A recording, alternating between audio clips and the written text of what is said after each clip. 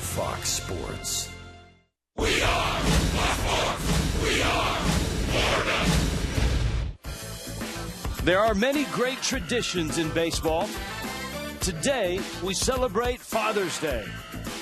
It's a game that many of us have shared with our dads. A game that's been passed down by our fathers and their fathers. So today, here's to Dad. It's your day. And today, in Cincinnati, we've got Dads and Marlins and Reds.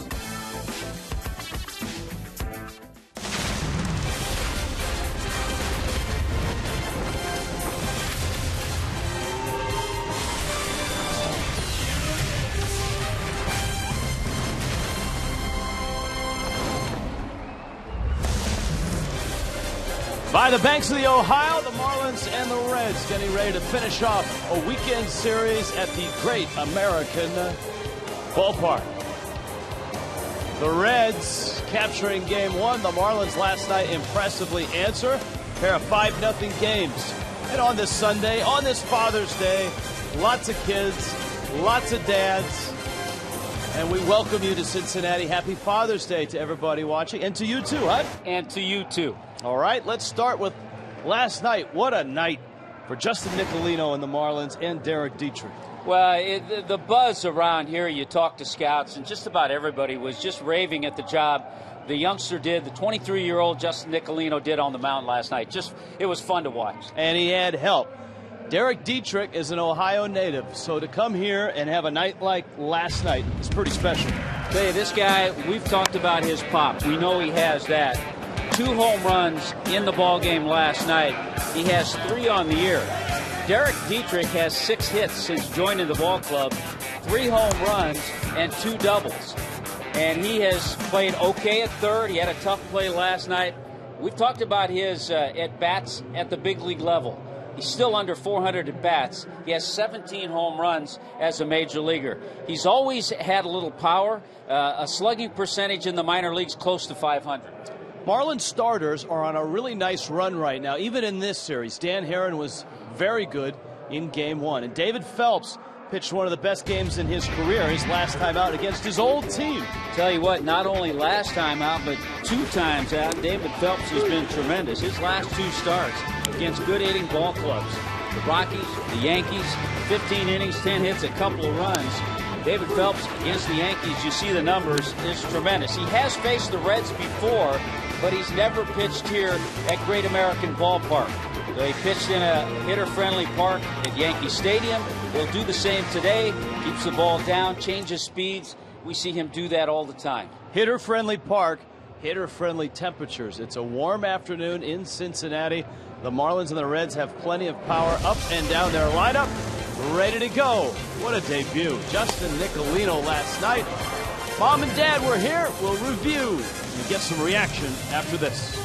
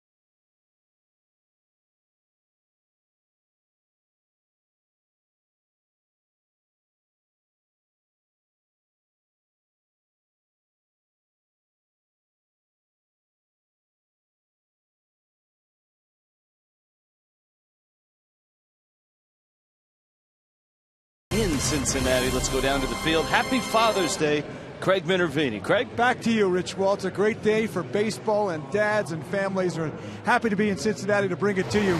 How about for Justin Nicolino and his family? No Marlins pitcher had ever gone 7+ innings, 7 or more, as a starter in their Major League debut and allowed no runs. And that's what he did last night. And don't forget, he stopped a 3-game losing skid for his ball club as well. He was outstanding. Now, we talked to him after the game, but today we talked to him this morning after he had a night to sleep on it, to see what his thoughts are. One of the great nights, certainly, in his baseball life, his Major League debut, a victory. Last night was exactly how, I've always wanted to be. Go out there and pitch in a big league stadium and have fun doing it. Obviously the results last night were there, but to me it's just getting out there, and doing what I've always, known how to do, is play baseball and pitch. And not only that, you have a certain demeanor about you, probably you carried in all your walks of life, and you were able to duplicate that last night, which can be tricky sometimes in a debut. Yeah, no, biggest thing was just being able to control my emotions and my adrenaline, and after that first pitch, I was able to do that. When I first walked out here, it wasn't Colorado Springs, and that's where I was at before. So that was really nice to be able to take that in, and and be in a big league ballpark, and just being able to control my adrenaline the most, and not trying to overthrow. That was the biggest thing I told myself: don't go out there and be someone you're not, and just kind of roll with the punches. Now the question is, where will his next start be? Hard not to be in the major leagues, no? We'll find out. That's a story down the road. But right now, series finale time from Cincinnati. The Marlins will go after a series win as David Phelps takes on Michael Lorenzen next on Fox Sports Florida.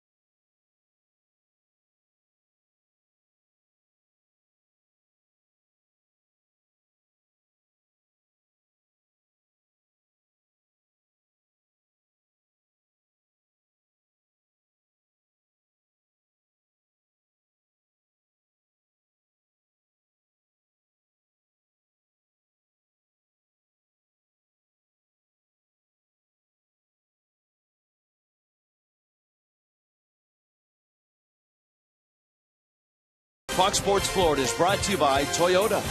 Let's go places. By AutoNation. Save on over 70,000 vehicles now. Visit AutoNation.com. And by Coral Springs Auto Mall, across the street from the Coral Square Mall. We make it easy. Great American Ballpark in Cincinnati. Big crowd here on a Father's Day, on a warm Father's Day in the Natty. Here come the Marlins, brought to you by JM Lexus. D. Gordon leads it off.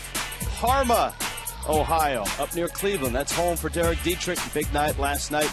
Christian Yelich, Giancarlo Stanton in right. Marcell Ozuna hitting fifth. Justin Boers at first. Jeff Mathis in there to catch today. And Danny Echeverria, followed by the pitcher, David Phelps. Underway. D. Gordon in the box. First pitch is a fastball. It's brought to you by Pinch a Penny. Michael Lorenzen, an athletic right-hander, a young right-hander. He's just 23, out of Southern California, Cal State Fullerton. And Gordon laces one into left field, and his father Tom is saying, now that is a Father's Day present. Yeah, Tom may want 2 or 3 more. That's just a nice stroke, though. There's the numbers for Michael Lorenzen. Started the year in AAA, had 3 starts there. Came up and joined the club and worked out of the bullpen 3 times. Then into the starter's role. He was actually a closer in college at Cal State Fullerton. Lorenzen very good his last time out in beating the Tigers. Throw to first. D. Gordon with that base hit aboard, and obviously a threat to run. Here is Dietrich, who last night pumped 2 out of here. The first one was a mammoth shot, 20 rows up, right center field. The next, he had a runner at third in the infield. Then he was just trying to get it and hit it hard, and he did, and the ball carried out of here down the right field line. Brian Pena, the catcher for the Reds, and the pitch down low. And Pena this year has not thrown well.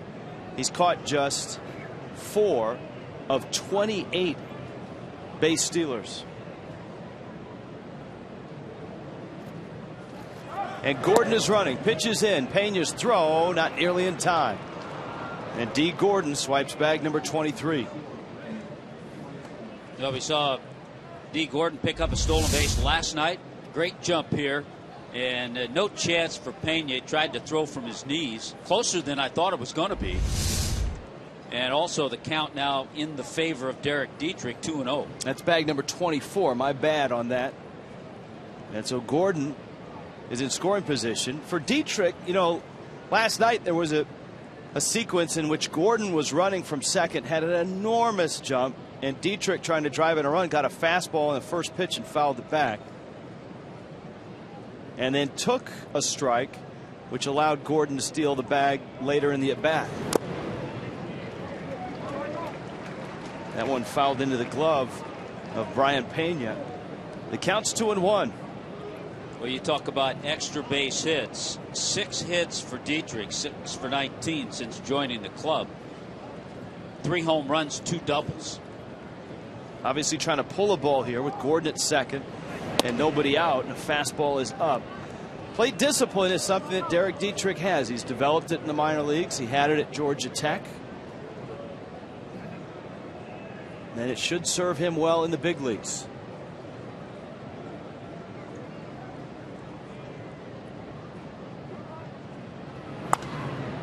Fouls off a live fastball at 94, and live is something that a lot of people use to describe Lorenzen's arm. It is a live one.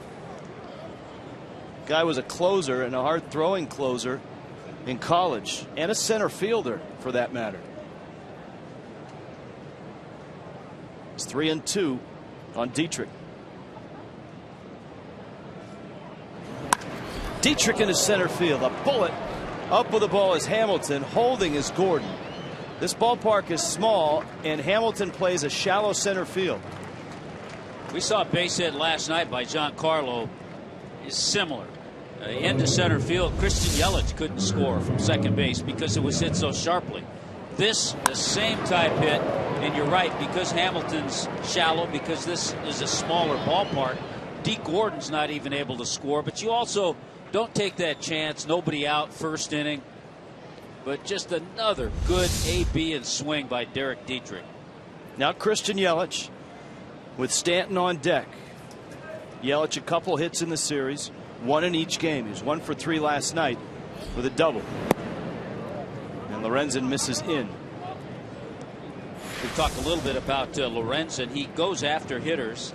The slider is kind of slurvy. We haven't seen that yet. He's got to stay low in the zone.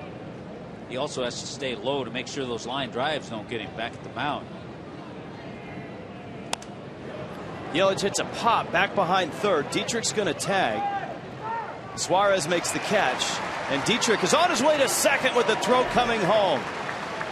Good heads-up play by Derek Dietrich. Gordon bluffing drew the throw, and Dietrich had the presence of mind to go back to first, tag up, and be ready.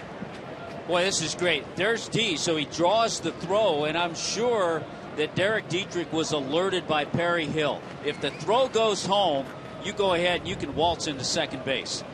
So heads up on everybody's part. So it wasn't totally unproductive, the out. At least Dietrich gets to second base. And now Stanton with runners at second and third. We'll see how Lorenzen attacks it. Fastball, ground ball. It's going to knock in a run. Phillips picks it up. Gordon scores. And the Marlins are on the board for Stanton, his 64th RBI of the season. Reds, a good defensive team. Yeah, no changes. Everything pretty similar. Defense brought to you by BMW. Marlon Byrd, Hamilton, and Bruce in that outfield. Suarez and Frazier left side. Philip Votto right side. And Brian Pena behind the plate. And a great job by D. Gordon. Now Ozuna. He takes a pitch down low. Ozuna, couple hits in this series. Was 0 for 4 last night. Single and a double on Friday night. Reds won 5-0 on Friday. Marlins 5-0 last night. Ozuna pulls it foul. And the Marlins got very good starts on both those nights. Dan Herron got into the 7th inning, gave up a couple of runs. Justin Nicolino went 7, didn't give up any runs. Ball and a strike. And it's out. One thing that jumps off the page right away with Lorenzen is the number of walks this year. 28 in 48 2/3 innings.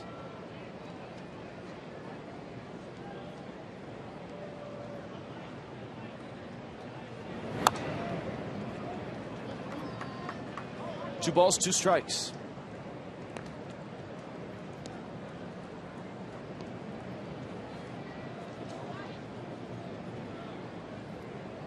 Got the blue wristbands, blue decals. Umpires have them. Reds got them. Ozuna swings and misses. Lorenzen a good breaking ball. Miami a couple of hits and a run. And a nice start on this warm Sunday in Cincinnati.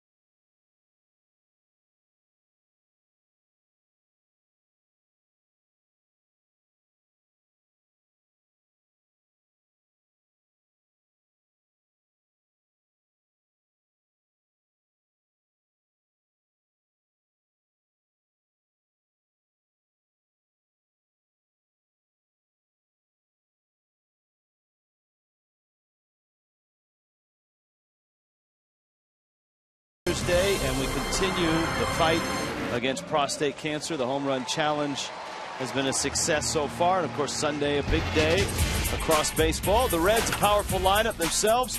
J.M. Lexus brings it to you. Brandon Phillips in the leadoff spot. Joey Votto is healthy, getting on base, and driving the ball this year. Todd Frazier's having an all-star season. Jay Bruce is in right.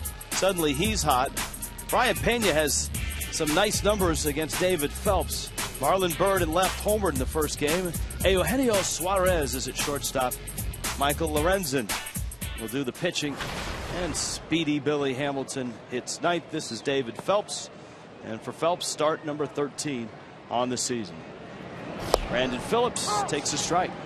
Really an interesting type leadoff man that Phelps will face in Brandon Phillips, but coming off of two really good starts against the Rockies and the Yankees. Phillips on a hop. Justin Bohr steps on the bag. Yeah, Brandon Phillips doesn't strike out much. He doesn't walk much. Miami's defense has been the best in the National League percentage-wise all season long. BMW bringing you the defense. Make sure you have the sunglasses. A little bright day today here in Cincinnati. Outfield setting the same. Dietrich, Echeverria, D. Gordon, Bohr around the infield, and Jeff Mathis gets the start on this day game against the Reds. A lot of sunglasses out there. There's plenty of glare. Possibility of rain later today. Hopefully well after the Marlins and the Reds finish up. Now Votto. And he takes off outside. Votto in this series been on base a lot. Last night he was 1 for 3 with a walk. A pair of walks on Friday night. And it's out. It's really fun watching David Phelps. We talked about last night with the 23-year-old Justin Nicolino making his debut, not throwing 98 miles an hour. Nor does David Phelps. Changes speeds, moves the ball in and out really well.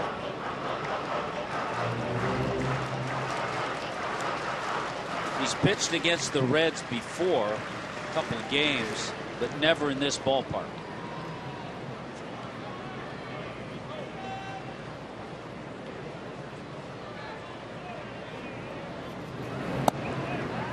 Votto takes another strike. And it's 2-2. 4 pitches. Votto has had the bat on his shoulder for all 4, and he's still fidgeting in that batter's box, trying to get it just right. Certainly not a guy that is afraid to hit with 2 strikes. Phelps trying to come back and catch the corner, and he just missed. See Votto up on the bat just a little bit. Such a great eye at the plate. He's always amongst the leaders in number of pitches seen per at bat.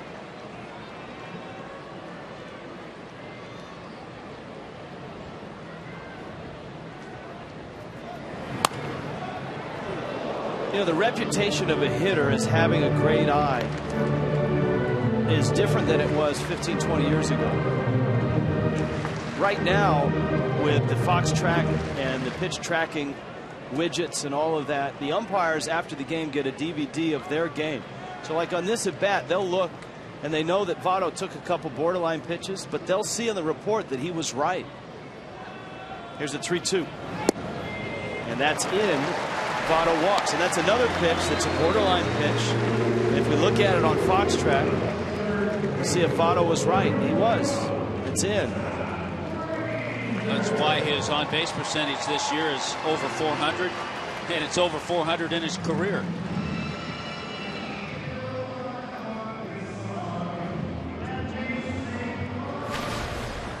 Todd Frazier now. Don't hear Frank Sinatra for too many walk-up songs. No, but Tom's River, New Jersey. Yeah, the Jersey kid.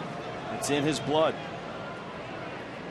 Frazier, who played at Rutgers, so even more New Jersey for him. Takes a ball and it's 1-0. He was screaming hot when the Marlins got here on Friday. He had just finished 2 games in which he'd hit 4 homers. And the second of those games, he hit a walk-off grand slam. Mathis out to get it, and it's 2-0.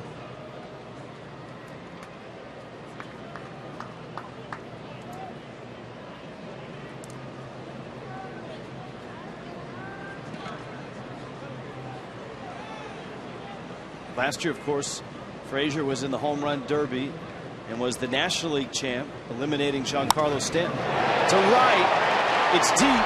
Stanton is there. He leaps and can't get it. It's gone. A 2-run shot by Todd Frazier.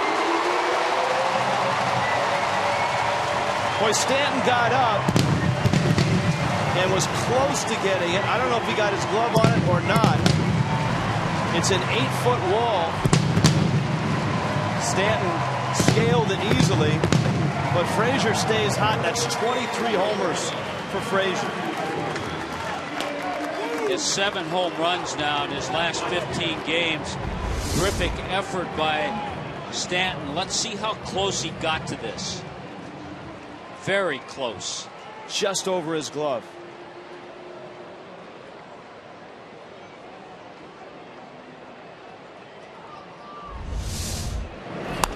Jay Bruce now. That's a ball that went, what, 369 feet? Stanton comes in on that ball at Marlins Park. And it's warm, and the ball's carrying for both teams. Aptly put for both teams. Liner to left. It hangs up for Yelich, who makes the catch. And the other thing, because of the almost 12-foot fences at Marlins Park, you don't see outfielders with that opportunity to rob a hitter on a ball close like this one.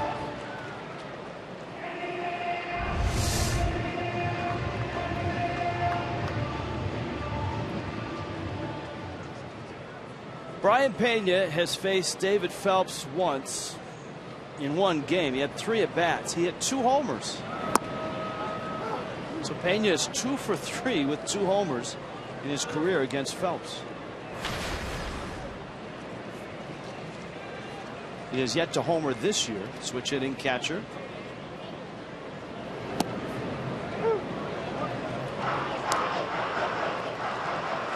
It's 0-2. Devin Mesoraco, as we noted the last 2 nights, with a hip injury, and Reds announced this morning that he'll undergo season-ending hip surgery. Phelps backs him off the plate, counts 1-2. It's a good part of their offense. We talked about Mesoraco last year, really starting to come into his own. 25 home runs, 80 RBIs last season. Bouncer to first, and it's wide not only of Bohr but also of the line. It's a foul ball.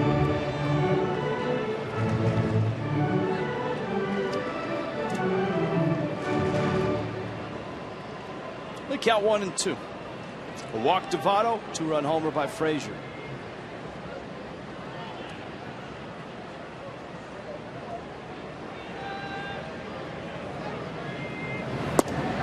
Outside corner.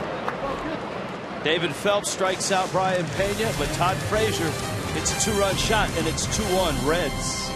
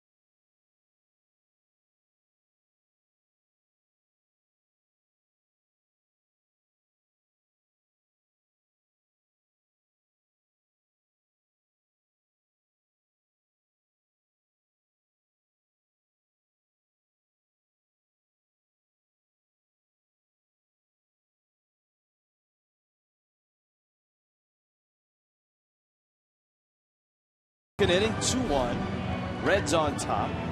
This is the culmination of a nice week of fundraising. The home run challenge has been going. Todd Frazier just raised some money, certainly for the Reds. $12,500 for each home run. You can donate homerunchallenge.org, and it's all to fight prostate cancer. Justin Bour. Tell you another thing that's happening with D. Gordon's base hit. Remember the Marlins had that run? That's a first inning hit. Actually, first hit in the first 3 innings in 4 games. The Marlins had been 0 for 36 until getting a hit by D. Gordon, and then that was followed by Dietrich's base hit. Oh! Justin Bour, deep and gone. There's a happy Father's Day present. Wow. That ball was smoked, and Bour has his 6th. Like I said, it's the environment for both teams. The Marlins should enjoy hitting here, and Bour turns on that and rips it out of here. And you have to take that thinking. That you read a nice quote of Giancarlo's about hitting in this ballpark. You have to take that thinking out there. Yeah, you can't think about it. You just have to hit and let the ball go where it will. That one was up probably 15-20 rows up in that bleacher section in right field. Jeff Mathis lines it foul. Here's a look. Looked like a breaking ball too. That's a good sign from Justin Bour. Talked about Lorenzen with kind of a slurvy slider type breaking ball. Mathis pops it to shallow right, and the Gold Glover Brandon Phillips makes a nice running catch. So one out here in the second, 2-2 ball game. Each ball club has a home run.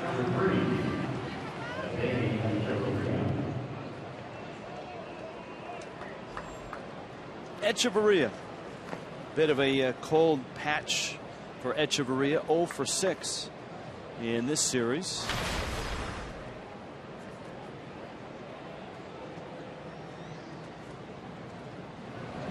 Yeah, if you go back a little further, last 4 games 0 for 12. So that's hadn't had one of these. He's trying to stay back. 417 feet, the early estimate. Did we ever get a distance on Dietrich's first one last night? Echeverria lines it to right. So now there's exactly what he has to do in the frustration of a hitter trying to come out of a little slump. The Marlins and the Cardinals open up a series on Tuesday, and on Wednesday it's a Crazy 8 brought to you by Chevron. Fill up at Chevron and bring your receipt to the Marlins Park box office. You get $18 Legends level tickets. That's on a Wednesday. It's brought to you by Chevron. Marlins.com for details. Phelps back to the mound. Lorenzen has it, flips to first in time to get the out. Miami draws even with a long homer from Justin Bour. It's 2-2.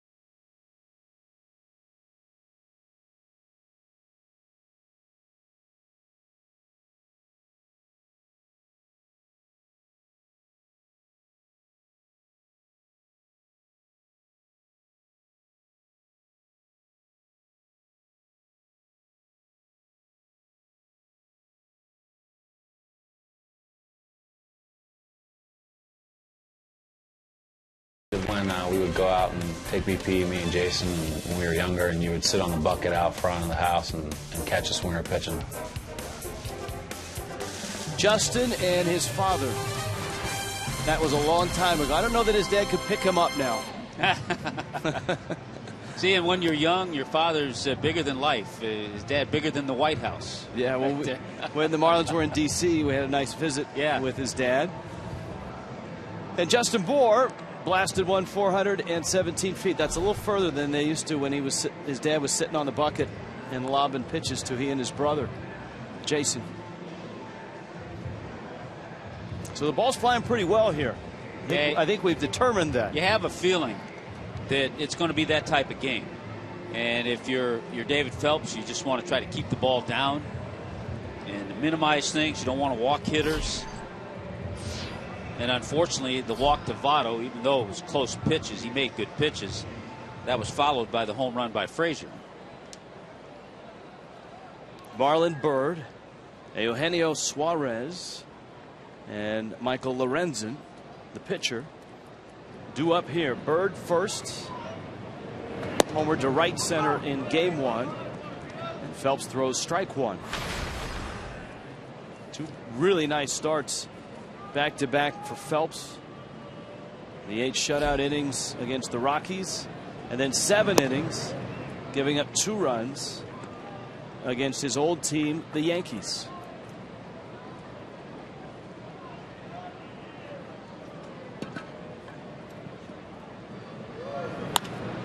Byrd gets through it and drives it into center field.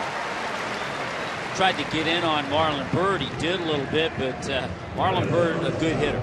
And he adjusted to it, just took it back up the middle.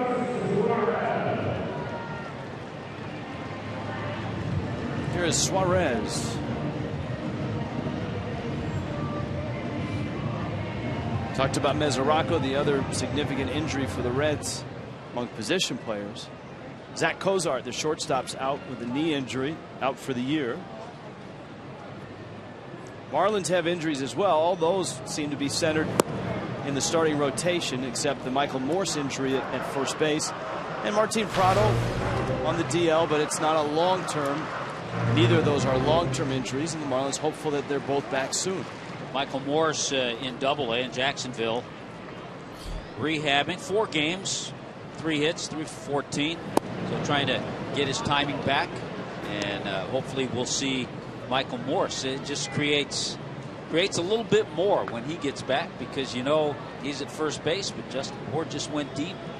This makes for an interesting situation. So does Justin Nicolino. That one's hit hard into left field, and Suarez has got a hit. Reds are first and second with nobody out here in the second inning. Yeah, and all of a sudden that sets things up with the pitcher batting in the number 8 spot. Michael Lorenzen comes in to hit.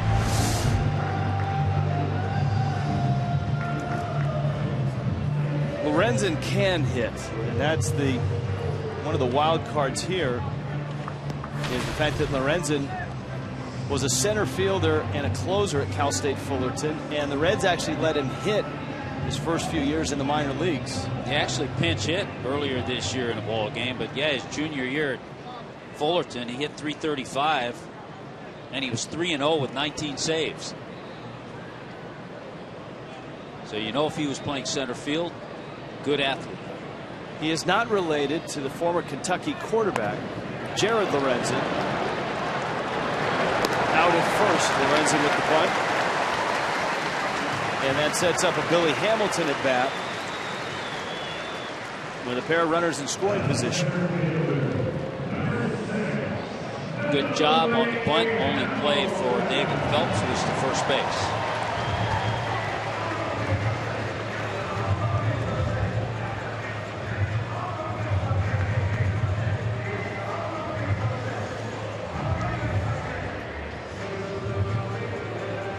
Hamilton in the 9 spot, a couple hits in this series. And he's had 1 each of the first 2 games.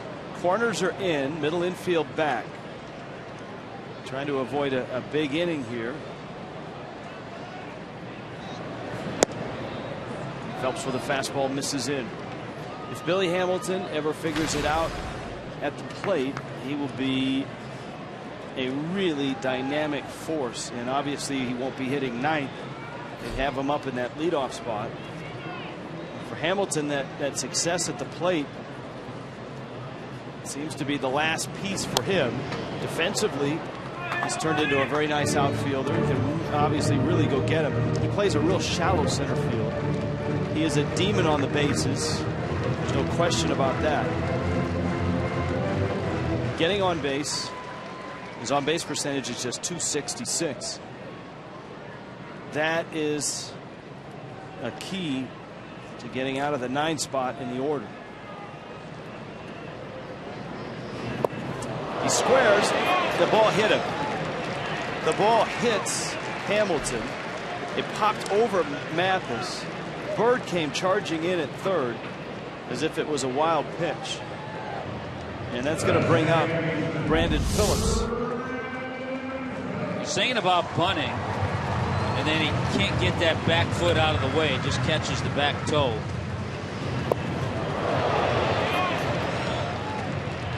So that loads him up with 1 out. Well, a ground ball here could get David Phelps and the Fish out of this inning. The nice thing for Brian Price, the Reds manager, is that Brandon Phillips is a guy that knows how to hit with runners in scoring position.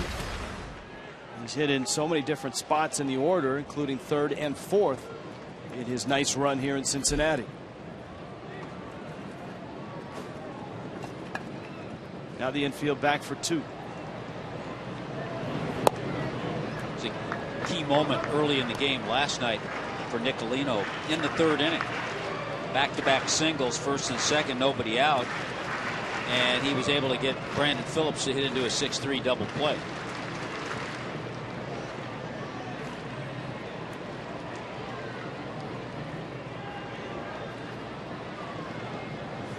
Nothing but praise from Dan Jennings and Chuck Hernandez about Nicolino's effort last night.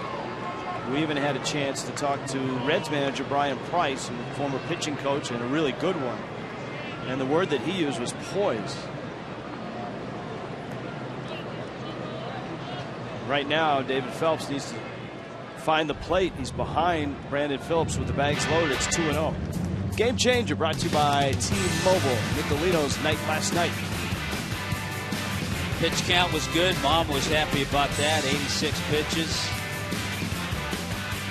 Good strike to ball ratio. Just a great memory. 2-0 coming. Phillips green light going after it and missed it. It's 2-1. Ground ball out back in the 1st for Phillips. Now 33.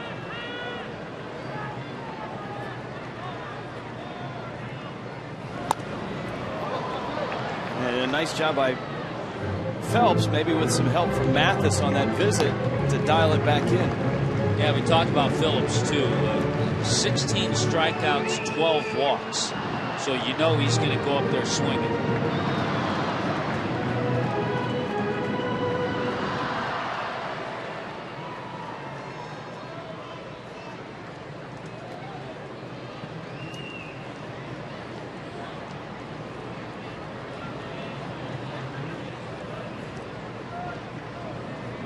Two. Up the middle, Etch has got it. Flip to Gordon, got the double play, and Phelps escapes.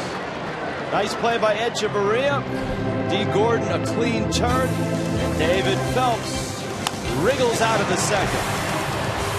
2-2 after 2.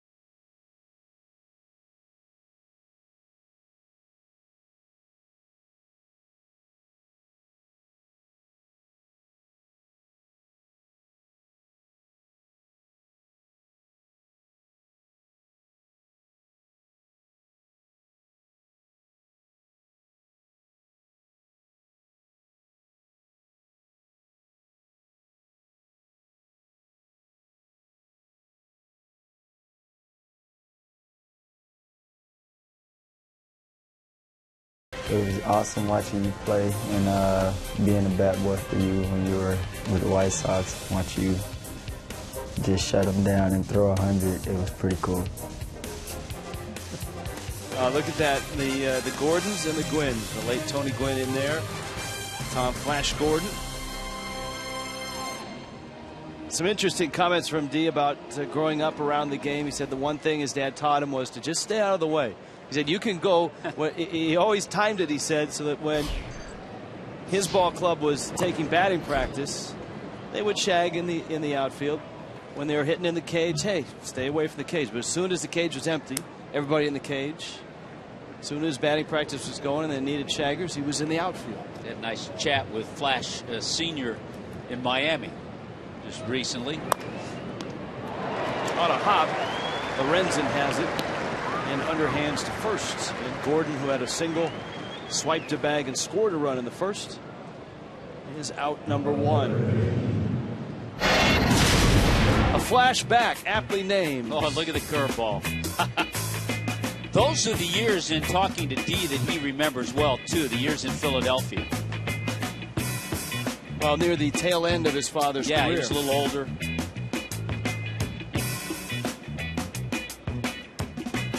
And of course, his younger brother Nick, D's younger brother Nick, first round pick of the Twins. What a year that D is having. Derek Dietrich now. Line drive single in the first. Takes a strike. And it's a ball and a strike.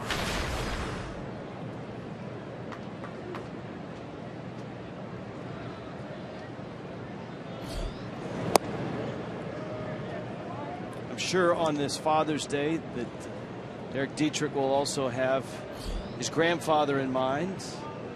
He used to tag along with his grandfather, who was a minor league manager and a prolific hitter in professional baseball himself, Steve Demeter. It was his grandfather that gave him the mantra, "Let it fly." Something that Derek has carried with him from Georgia Tech to the big leagues. Fastball misses out. And he's done a good job in letting it fly. No question about that.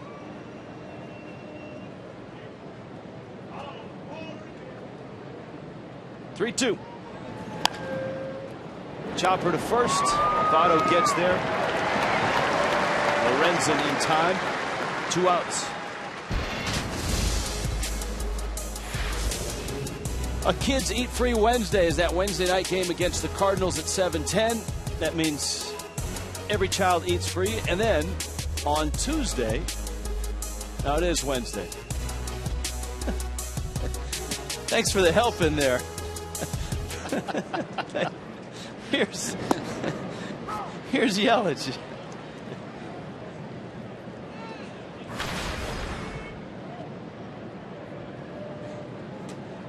Here's the 0-1. You're talking about Dietrich's grandfather, Steve Demeter, 272 minor league home runs. So he let it fly a few times. It's all you can ask for, Tommy, especially from your producer. You just want to hear "let it fly" on the drop. Let it fly. You know, Tuesday or Wednesday. It's the let Cardinals. It it's a 3-game series. Kids eat free on Wednesday.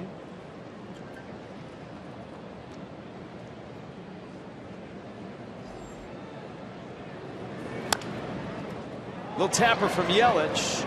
Pena has it, and he's out. Just out. In a 1-2-3 inning for Michael Lorenzen.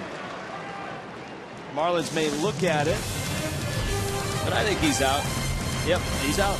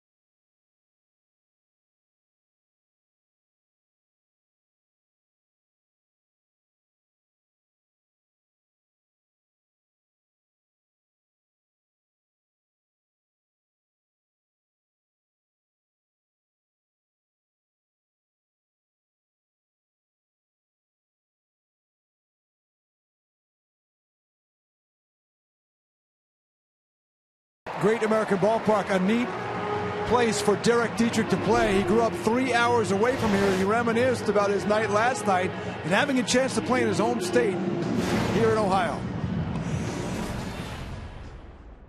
Yeah, of course. Yeah, of course. You know, like I said, every time I passed it, I was always, you know, wanted that opportunity to one day play in that stadium in my home state. And you thought about hitting 2 home runs in that game? No, I never thought of that. You know, I never thought of doing that. That's pretty cool. But, just happy to be here. And Derek told me, he talked about this with his mom. He said, we probably passed this stadium playing in tournaments and all the games that you go to 200 times or more, and thought about, hey, it'd be nice to play there one day. He's more from the Cleveland area. But first time here, he gets here, he gets called up, the timing works out, he gets in the lineup, and hits 2 homers. Are you kidding me? With his family here, that's pretty neat. Rich? It is, and it's been a great week for Derek Dietrich. There's the 0-1. And Votto swings and misses. There have been some great family stories this weekend, with the Nicolino family rushing and just getting here in time to see Justin pitch. David Phelps. Wow, that's worth a look on Fox Track. We saw that Votto. That's a strike. Yeah, I think he knew that. Here's a 1-2. You go back in there and make him swing at the next one. You know, the thing about a guy like Joey Votto, he has such a reputation that he's going to get more calls than a lot of other hitters.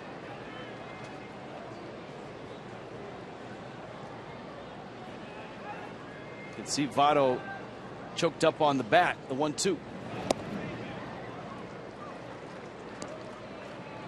2 balls, 2 strikes. Votto, the walk back in the first. Well, it's right over pitch number 3. He's not getting a couple calls, and he's making good pitches, and that's unfortunate. No, both those were strikes. That's a strike. No question about it. Votto goes down, and Phelps, really a nice job of perseverance in that at bat. And maintaining composure. You know, a pitcher knows he made some good pitches, but he didn't let it bother him.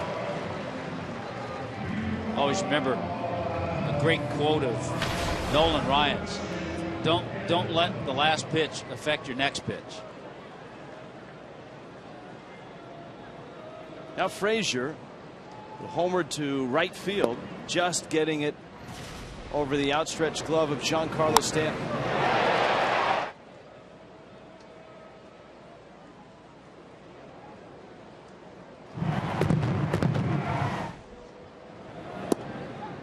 Yeah, we could see those 2 guys in the home run derby, Frazier and Stanton.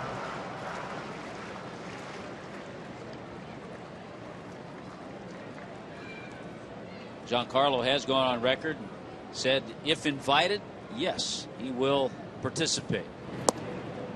And you know Frazier's going to be there, having been the National League winner last year. Plus, it's in his home ballpark.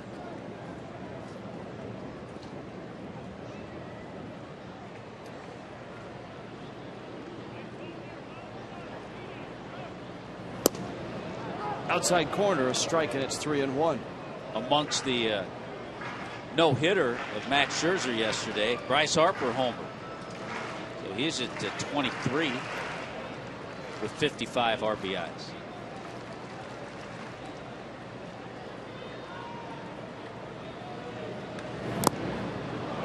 Frazier gets a piece.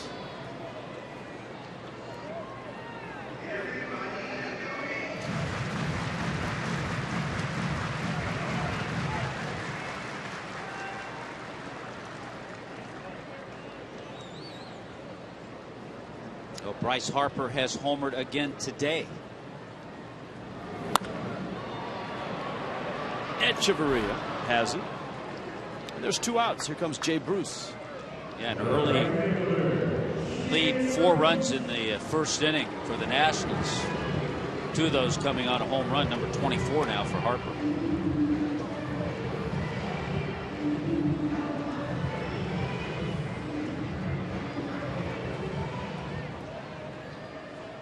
You were asking about Derek Dietrich and the distance of his home run, and just happened upon it. 435 feet for his home run yesterday, his first one.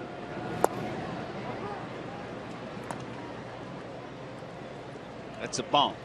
It is. That is a bomb.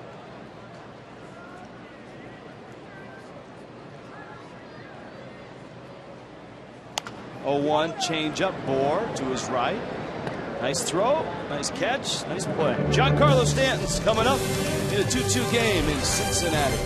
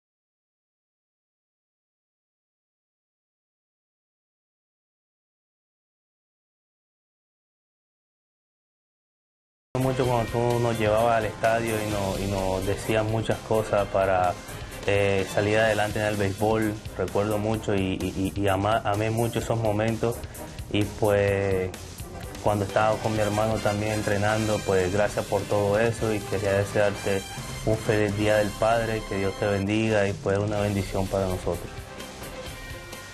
There's a great picture of the Solano family. Father Luis, now Jonathan, and look at the cap he's got on. He's got an old Marlins cap on. Yeah, he was the youngster on the right. And how about that? A Marlins cap. There's Donovan with the orangey jersey. At least in our monitor, it looks orangey. Giancarlo Stanton now. The count 1-1.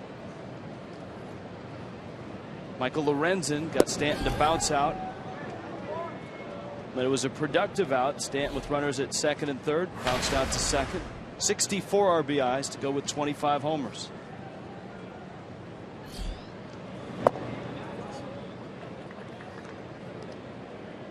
And it's 3-1.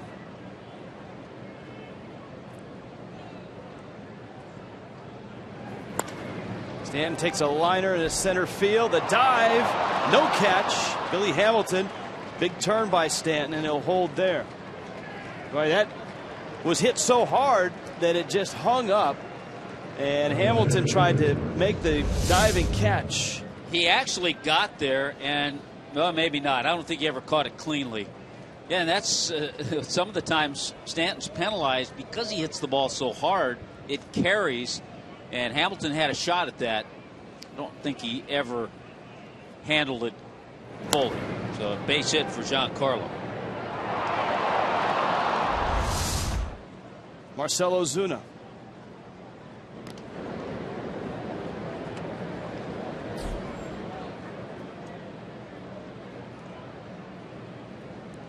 Ozuna struck out back in the first. 2-2 ball game. Haven't seen that very often. Ozuna squaring to bunt. It's 0-1. Probably on his own. Yes. Lorenzen, of course, he's not too long into professional baseball. But his first year in the minor leagues, because he was a closer in college, he only had one start, and he was a relief pitcher. Last year, he started 24 times, and in you and I's conversation with Brian Price, he feels that's where he's best suited, as a starter. Ozuna went, boy, a tough at bat. Ozuna wasn't comfortable on either of the last two pitches. And a quick exit for Marcell Ozuna. Well, there's one of those at bats that you want to forget about that one as quick as you can. Now Justin Bour took a breaking ball and hit it 417 feet down the line in right.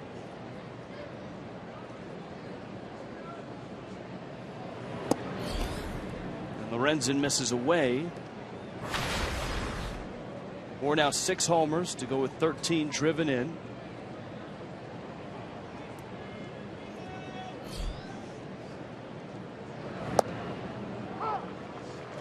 No, we still point out second on the club with those 6 home runs.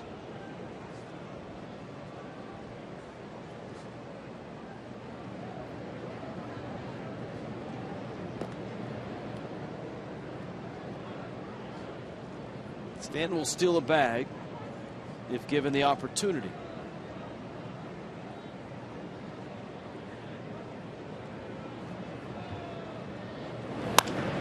Bour down the left field line. Bird over for it, not going to get it. Stanton around second, off the wall. Bird has it. Stanton to third, and Bour with a double, and that's a great sign from Justin Bour, going foul pole to foul pole, a home run to right and a double to left. Boy, this is nice to see, because Justin Bour's put in some time. He's put in some work. Pitches down, a little bit in, and he stays back and slices it away from Marlon Byrd. Justin Bour's had a rough month of June as far as hitting, but a couple of really nice swings today.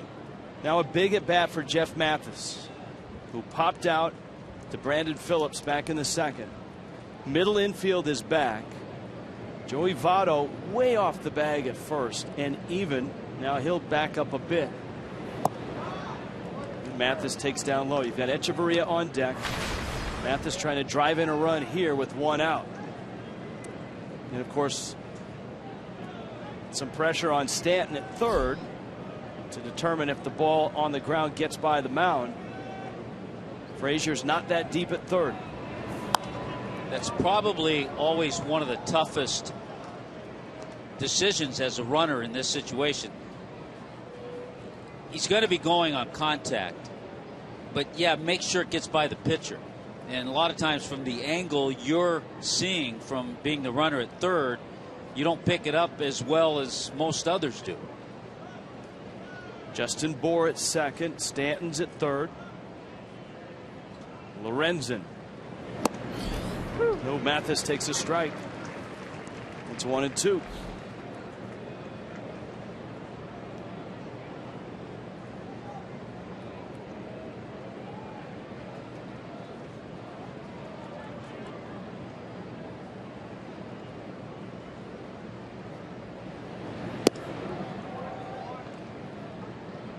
Two balls, 2 strikes. You mentioned earlier Cal State Fullerton is where Lorenzen went. Grew up right in that area too. Went to high school in Fullerton. He was a big Jim Edmonds fan. Followed the Angels. Oh, that's a strike. Fastball. And Mathis takes it. There are 2 outs. Boy, you just hate to go down looking with a runner at third base and less than 2 out. Good pitch. Fastball came back. Look at how Pena has to reach for it. He's set up outside. He wanted that pitch outside. He was fooled. So was Jeff Mathis. The pitch was right down the middle. Yeah. Now Echeverria, who lined to right, and the Reds are going to walk Echeverria. That's why the Mathis at bat was so enormous, because now it allows the Reds to walk Echeverria, and it will be Phelps against Lorenzen with 2 outs.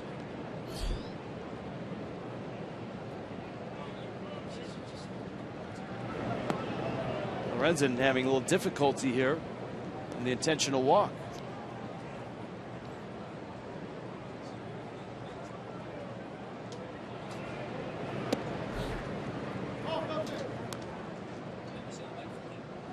So Echeverria on his way to first. Here's Phelps. Now David Phelps had a decent swing last AB. Hit a one hopper back to the mound. He'd like to try to help himself here. 1 for 22.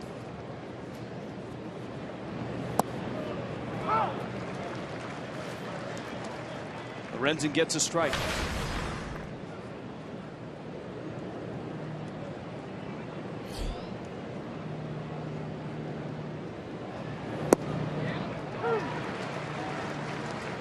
Quickly, it's 0-2. You can see the movement that Lorenzen gets on his pitches, especially when he keeps them down right there in that area.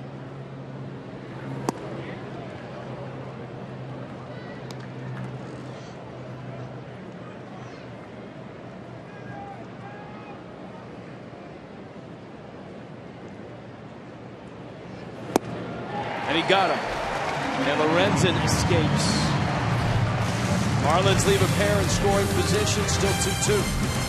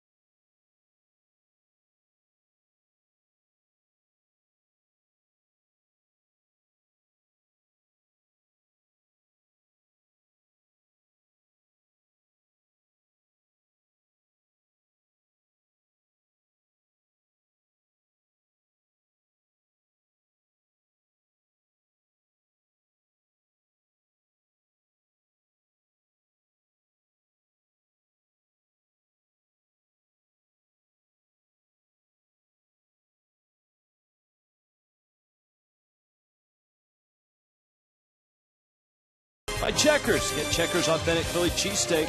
Try the new Meatball Sub. Pick yours. By the Florida Department of Transportation, reminding you to drive sober or get pulled over. And by Lexus of Pembroke Pines. Price, service, selection. You're gonna love us. Let's go to Craig Minervini in a 2-2 afternoon in Cincinnati. A beautiful day here, too, in Cincinnati. On Father's Day, Michael Hill, the president of baseball operations from Cincinnati. His dad's been battling cancer but feeling well enough to enjoy the game today right here with his son, Michael Hill. It's a special day for me. I'm here in my hometown, Cincinnati, and my dad, who's been battling ailments, is able to make it to the ballpark here today. So a special day for me to have him here and to be able to celebrate Father's Day with him.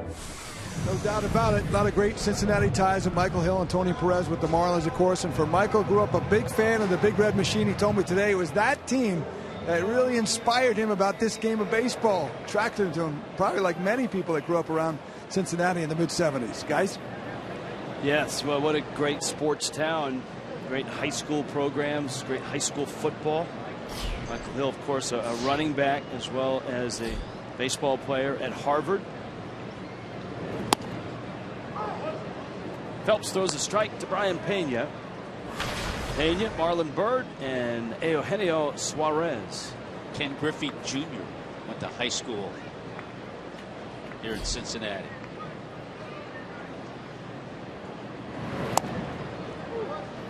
See, those are a couple of pitches that should have been called strikes with Votto. But because Votto has that reputation, it's a ball. And look at Pena questioning the home plate umpire. See, those are right where those pitches were to Votto.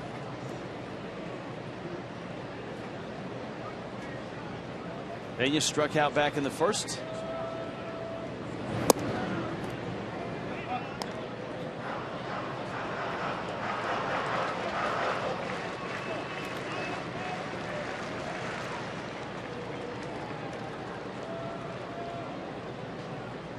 One, two. Phelps misses in. Both teams came out swinging early. The Reds got a 2-run homer from Todd Frazier in the first. The Marlins a run in the first. Giancarlo Stanton drove it in with the ground ball out, and Justin Bour homered in the second.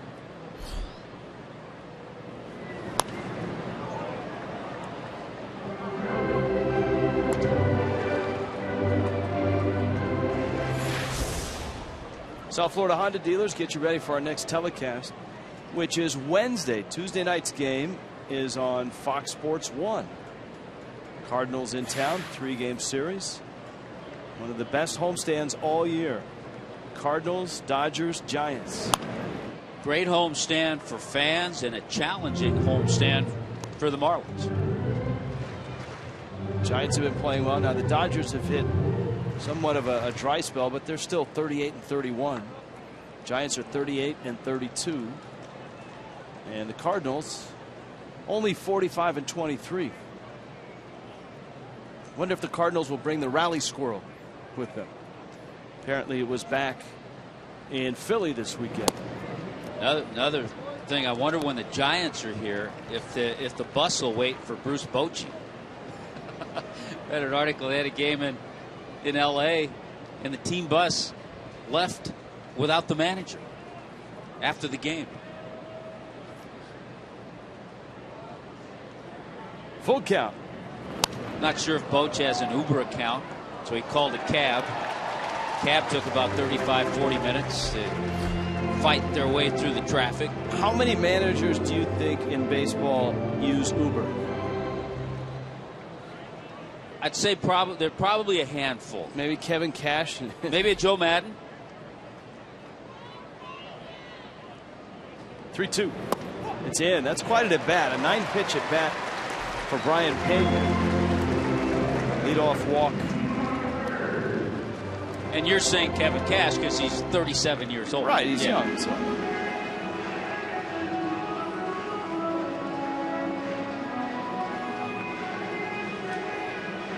Marlon Byrd now.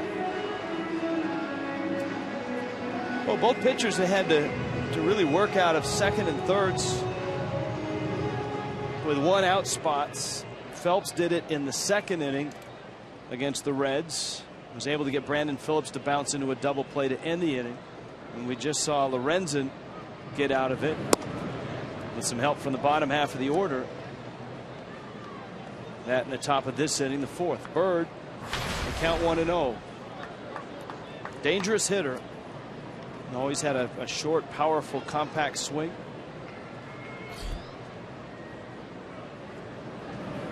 The Marlins bullpen should be in pretty good shape, given the fact Dan Herron pitched into the 7th. Justin Nicolino pitched 7th. So the bullpen in pretty good shape, and then with an off day tomorrow, usually all hands on deck.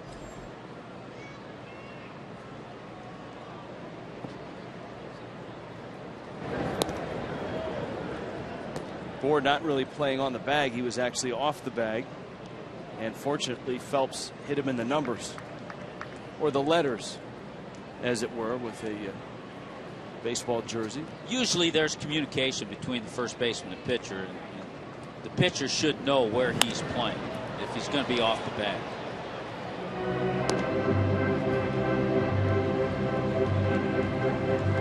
Every once in a while, you'll see a pitcher, when a first baseman's not holding the runner, turn to throw to first and end up having to throw it, 30 feet from first to the first baseman, which is a balk. Which is then a balk.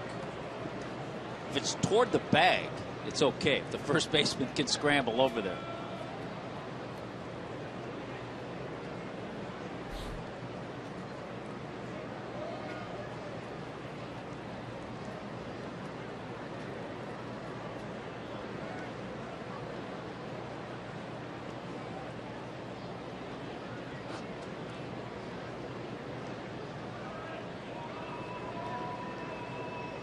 Phelps wants another sequence of signs.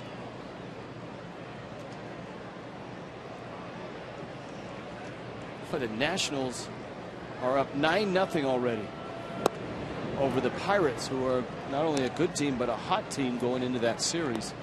It's bottom of the second, 9-0 Washington. I think Gio Gonzalez has a few runs to work with. Yunel Escobar with a 3-run homer.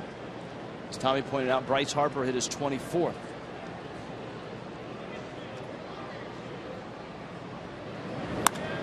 Back to the mound. Phelps, Gordon, and he's out. Nicely turned. 1-4-3. Remember yesterday, Max Scherzer was a strike away from a perfect game. It was up on the big board in left field, and a lot of the Marlins, after batting practice, hung out in the dugout just to watch it. That was the final out there. Scherzer did get a no-hitter, and then he got the Hershey syrup chocolate sauce. I think 6 bottles were on his head, on his uniform. There wasn't a shred of red left on Scherzer. It was all Hershey's.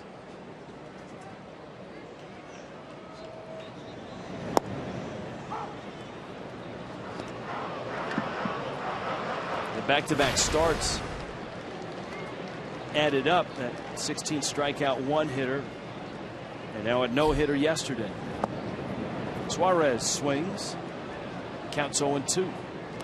Players had some fun with Justin Nicolino in the clubhouse. They showered him with adult beverage. I think they pushed him around the shopping cart. That's a tradition. First win in the big leagues.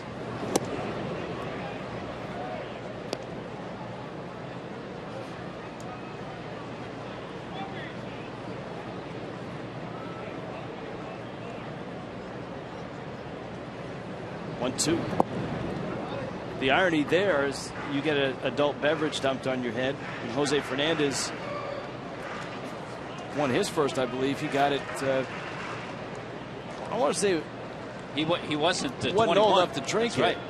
And I want to say it was Chad Qualls who got him. Pitches up. Jose Fernandez, July 2nd. Marlins and Giants. That is an afternoon game on a Thursday, and you want to get your tickets for that. That should be a really special ball game. It's the last game of the upcoming homestand. Nice job by Phelps to strike out Suarez, get through the 4th in Cincinnati. 2-2 ball game. Marlins and Reds.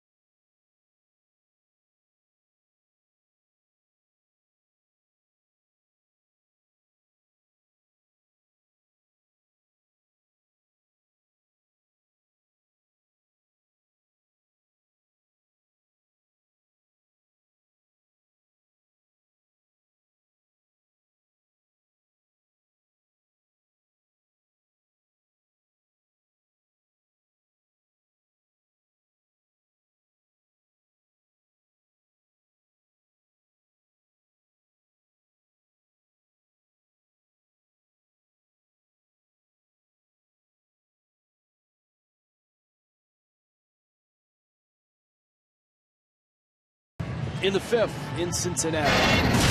Geico presents our Marlins moments. On this date, Luis Castillo went 2 for 4 against the Tigers to extend his club record hit streak to 35 games. He would go 0 for 4 the next day. That was such a great time, and I think everybody that was around that just remembers coming to the ballpark every day, and I'm sure Louis thought the same thing. And okay, when's he going to get a hit? Is he going to get another hit? Is he going to extend it? And there were a number of times he extended it on that last at bat, too.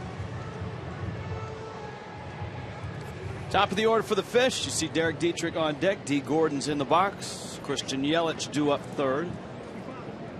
Michael Lorenzen, 23-year-old. Marlins had a single and a double in the 4th, but could not get a run home. The big out was the strikeout of Jeff Mathis with 1 out and runners at 2nd and 3rd. Gordon singled, stole the bag, and scored a run in the 1st. Every once in a while, actually he's tried it here, a curve and a changeup. Those are his pitches that he's working on. The two-seamer, the 94, the slurvy slider. Those are his main 2 pitches. So it does kind of make you wonder why he came out through D. Gordon. Secondary pitches, ones that he's kind of working on, the first 2.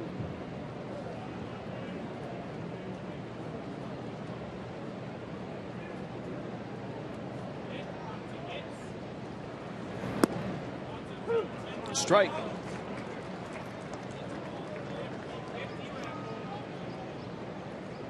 At the knees and right on the black. That's a perfect pitch.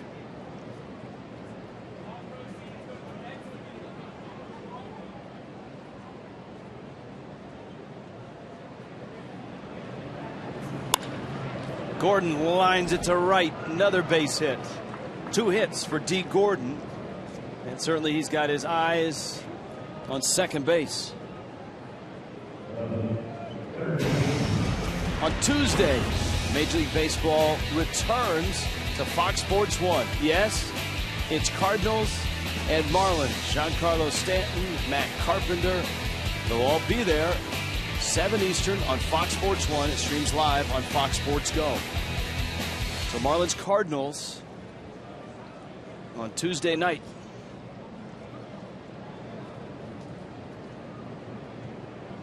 Lorenzen over to first. Gordon swiped his 24th bag in the 1st.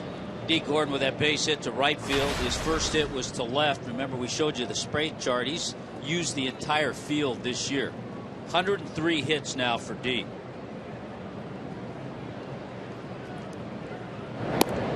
Gordon leans and now back with a dive. Lorenzen not all that quick to the plate. Dietrich smacked one into center for a hit in the 1st. And bounced to Votto in the 3rd.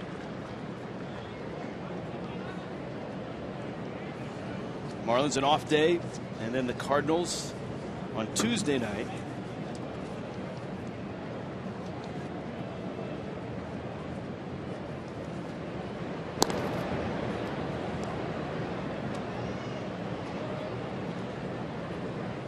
Dietrich family is here.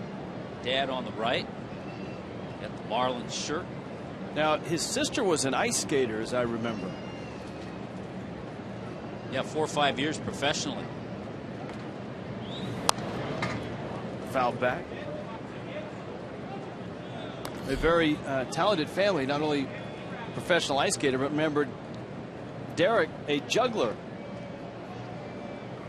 Not with Ringling Brothers or anything like that, but a local circus.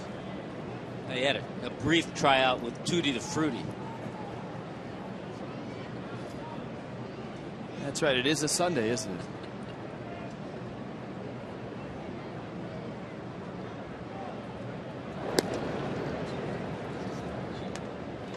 Well, it's an interesting pitch to run on here. 0-2, isn't it? Because you might get a breaking ball, but it's a great pitch to pitch out on. Yeah, it's either or. Dietrich cracks one to center. Hamilton going back, looking up. It is off the wall. Gordon racing for third. Lenny Harris is going to send him. Here comes Gordon. Here comes the throw, and he is out.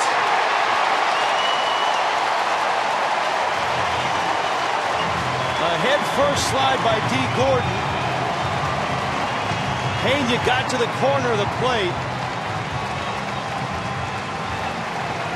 A gamble by Lenny Harris.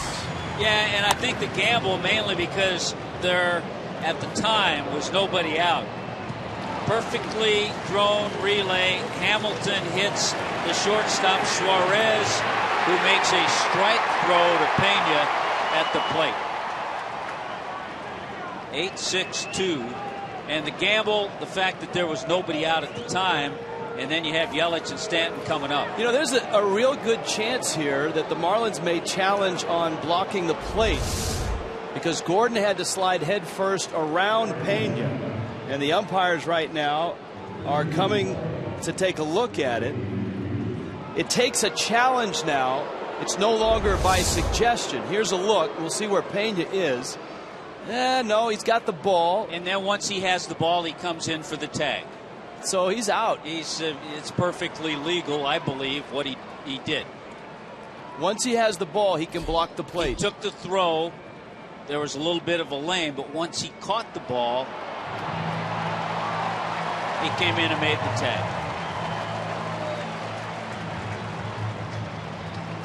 But it's probably worth a look. Well, it's worth a run.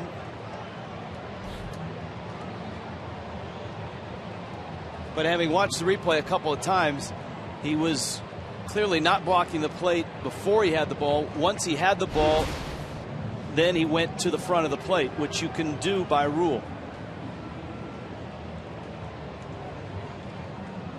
Of course, it was last year that the Marlins and the Reds were involved in a play at the plate, which actually changed Major League Baseball's minds and changed the rule later in the year. Who could forget Zach Cozart and Jeff Mathis? I know you can't. Against this ball club, yeah.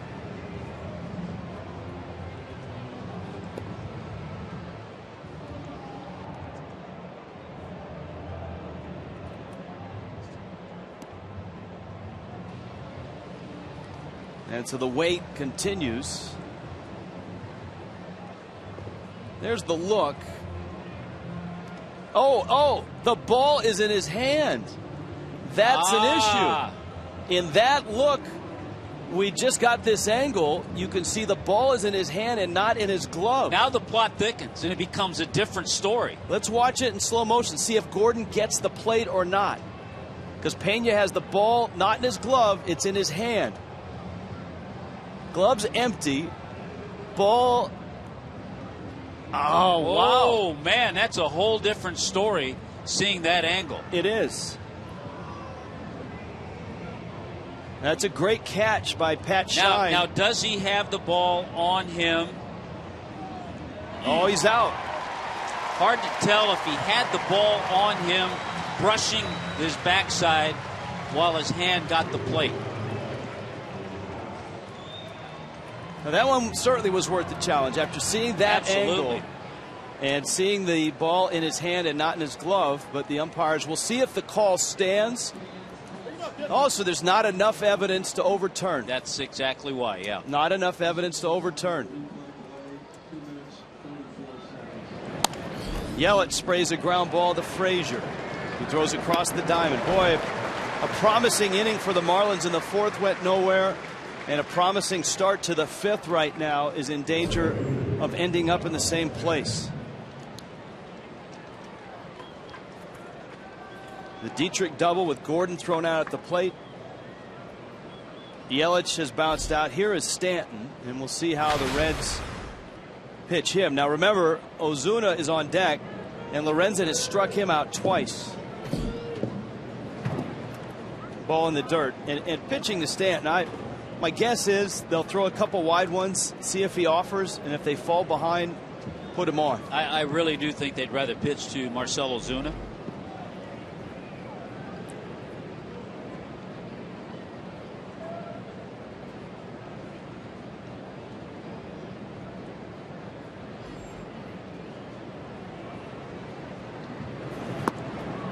Stanton got something to hit. Ball and a strike. Still not much, though. And now, let's see how Lorenzen goes after him. Popped him up into right. Bruce is there, and another promising inning comes up empty. Halfway through, 2-2.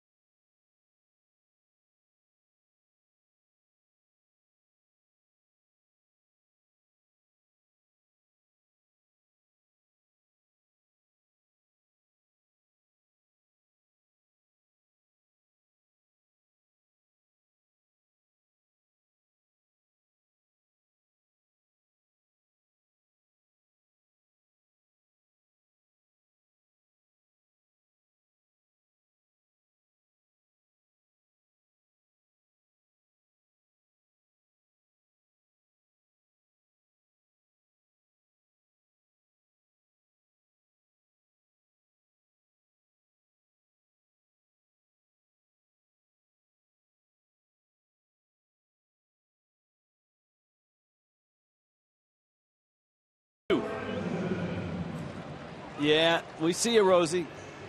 We see you. H.H. Gray presents Family Fun Photo Sunday. Put your best family photo while watching Marlins baseball up. Use the hashtag Sunday Fun Day Marlins. Sunday Fun Day Marlins. It's a mouthful, but just hashtag it. You'll feel better. And we'll be able to find it and put the best one up at the end of the show. Well, the Marlins have to feel it. It's a 2-2 ball game. Their last 2 innings at the plate, they've had great opportunities to score and have come up empty.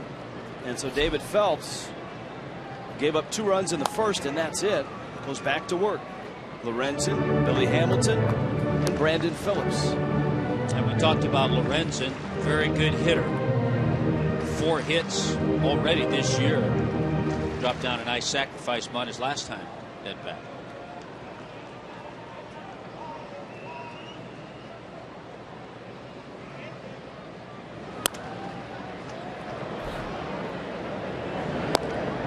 D. Gordon, first out of the 5th.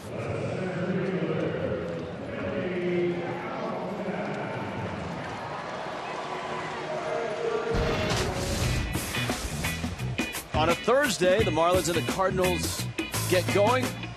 Seniors 55 and older can get free tickets. It's Senior Free Ticket Thursday presented by Wellmax Medical Center. Visit your local South Florida Subway restaurant. Get a coupon for a $5 ticket. Go to Marlins.com today. Cardinals Marlins on a Thursday. Hamilton takes a strike. Phelps has gotten stronger and sharper as the game has grown longer.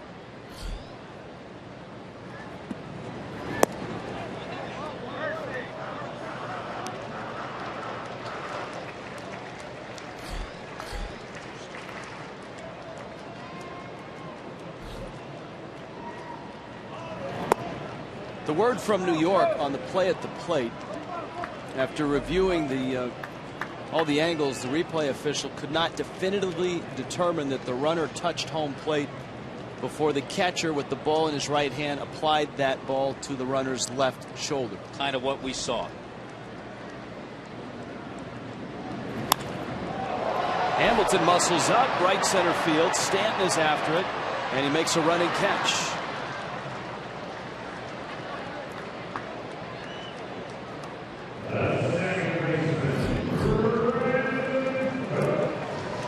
Here comes Brandon Phillips.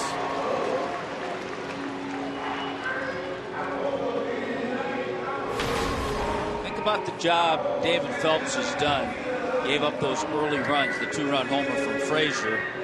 Worked out of a jam in the second inning, got a big double play. Brandon Phillips hit into. Got a double play that he started in the fourth. It's one of those games, maybe he hasn't been pinpoint and as sharp as we saw him with Colorado and against the Yankees, but he's managed. He's managed the game very well. We've talked about it. We've seen Dan Herron do that a number of times. Phillips was an important hitter in the second. The Reds had a great opportunity to get more. They had Phillips up with the bags loaded and 1 out. And Phillips hit a hot smash up the middle. Echeverria got to it. Gordon made the turn, and Phelps was out of the inning. And since then, it's been pretty clear sailing in the third, the fourth, and he's got 2 outs here in the fifth.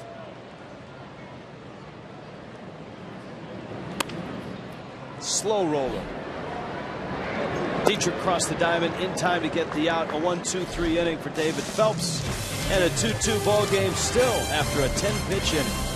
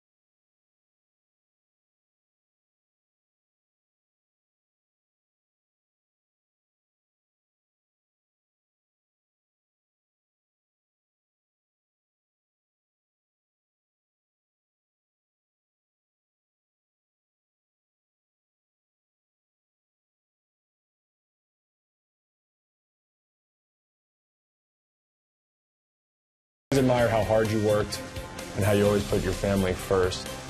And watching you makes me want to be the best father that I could be for my daughter and your granddaughter, Riley. Thanks, Dad. I love you. Appreciate everything you've done for me. Nice stuff from Tom Kohler. There's little Tom. Look at that. Rolf and Tom, we had a chance to visit with the Kohler family at Yankee Stadium. Boy, that was a special trip. Oh, yeah. To go into Yankee Stadium. The Marlins and the Yankees meeting in 4 games, a couple in Miami, and Kohler pitched against the Yankees on that Monday to open things up, and boy did he pitch well. 7 innings, 3 hits, a run, got the win, beat the Yankees 2-1. 2-2 here. Ozuna, Bohr, Mathis. Marcell Ozuna has struck out twice.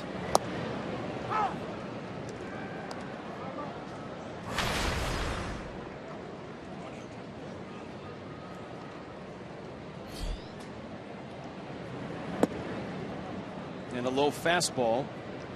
Yeah, remember Ozuna had that tough at bat back in the 4th inning. He showed bunt, just almost a wasted at bat. So he put that out of his mind. And he cracks one that Phillips gets picked by a Gold Glover. Not many better in his era at second base. Brandon Phillips. Oh, wow. 4 Gold Gloves for Brandon Phillips. He's been around long enough that he was actually a second-round draft pick of the Montreal Expos. Involved in that large trade with the Cleveland Indians. Indians didn't have room for him, and the Reds made a nice deal to get him, and it's paid off. Bohr sends that one into left center field. Hamilton closing on it.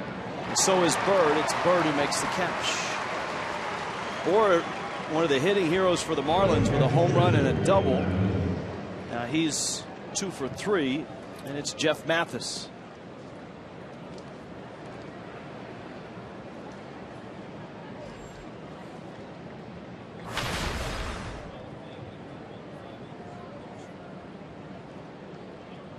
Mathis, a key at bat for Michael Lorenzen back in the 4th. At second and third, and 1 out.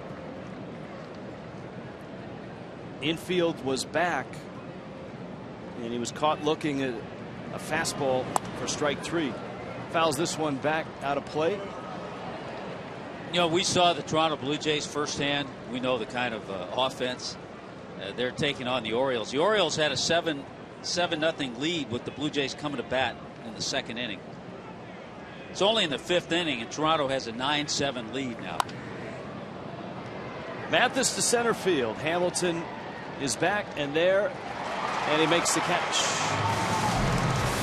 Marlins down in order, still 2-2.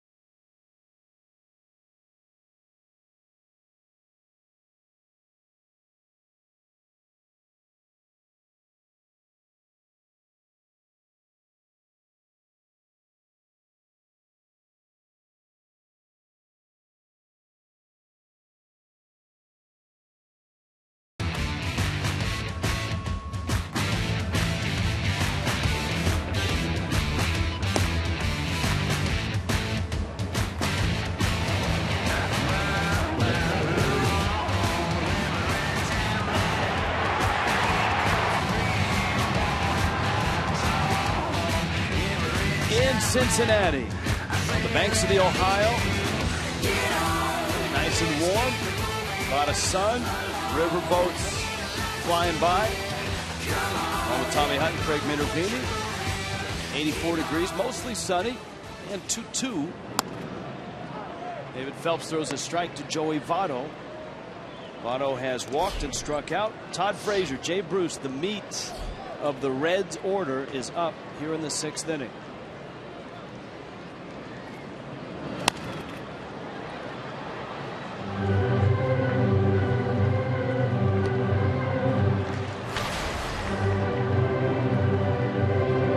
Sometimes, not all the time, obviously you have to have the stuff and the command. Sometimes one of the best ways to pitch to a guy like Votto is to go right after him.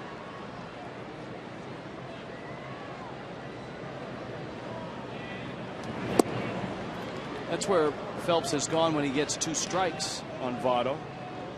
Is that fastball that he tries to run back to the corner of the plate. Votto very much like a Chase Utley. Crowds that plate. Busts his bat and gets it into center field for a hit.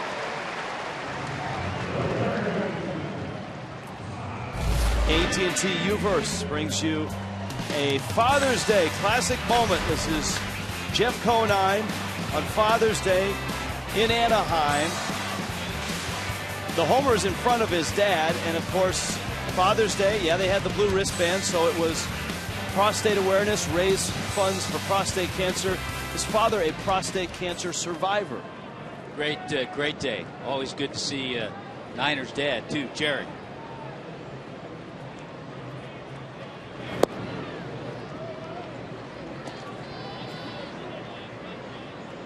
Let's see, you got Mikey Lowell. Lenny Harris. Lenny Harris with the high five. All right. Fist bump was just coming into play at that time. High five was moving out. Fist bump coming in. Yeah.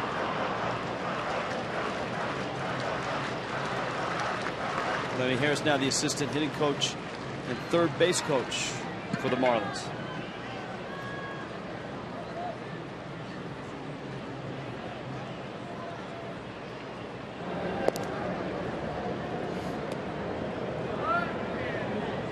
Votto can run. He's got 5 stolen bases. Frazier dangerous. Homered just over the wall, about 370 feet into right field.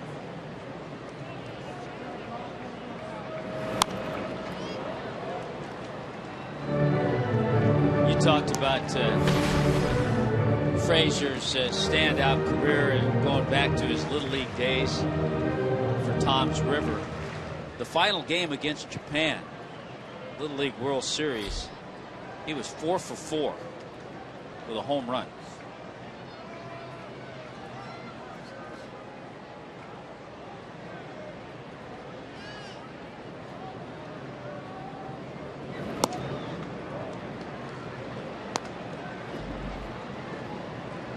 That brought him a lucrative endorsement deal with Frosted Flakes.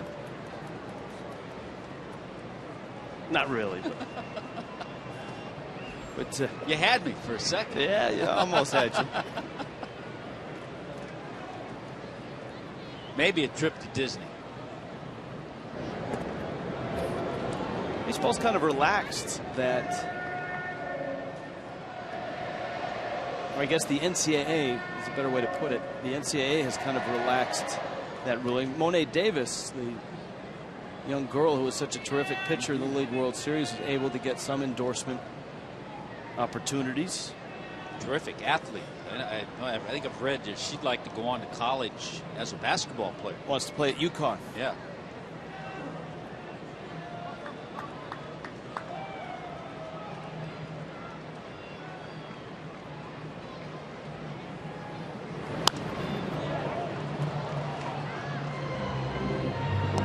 Count still 2 balls and 2 strikes.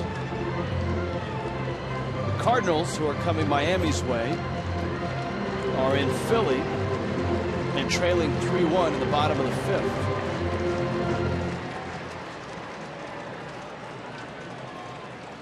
It's a Michael Wacha start. The Marlins will miss Wacha.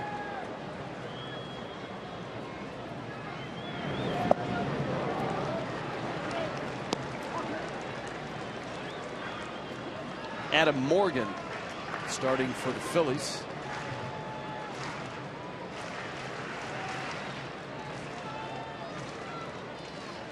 Nationals continue to lead Pittsburgh 9-0 in the 5th.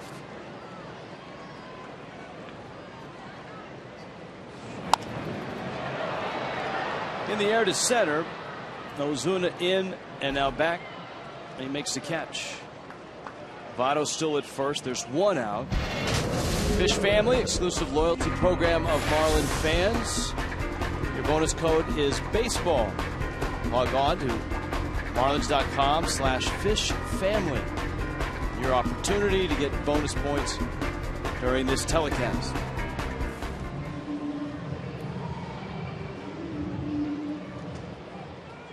Jay Bruce.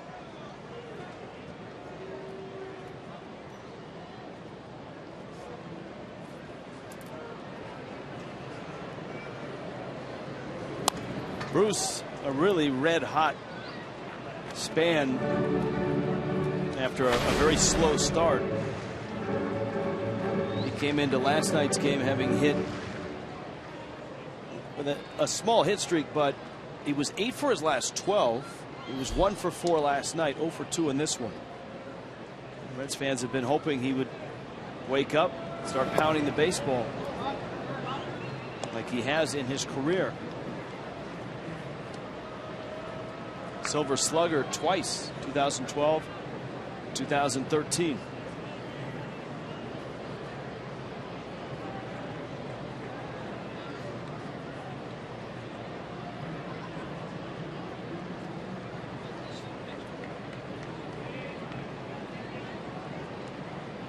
Ball and a strike and an out. The Mets and the Braves actually played tonight. 5 o'clock start in Atlanta.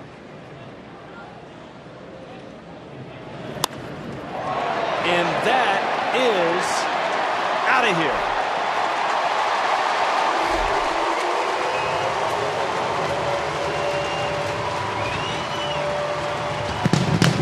Jay Bruce, 2-run homer. A pair of them by the Reds in the ball game. Frazier in the first, Bruce here in the sixth. Yeah, you have a hot hitter, and when you have a guy who's hot and you make a mistake, he usually doesn't pop it up. So Jay Bruce talked about a 5-game hitting streak now, 10 for 19, and David Phelps knew it as soon as he saw it leave the bat.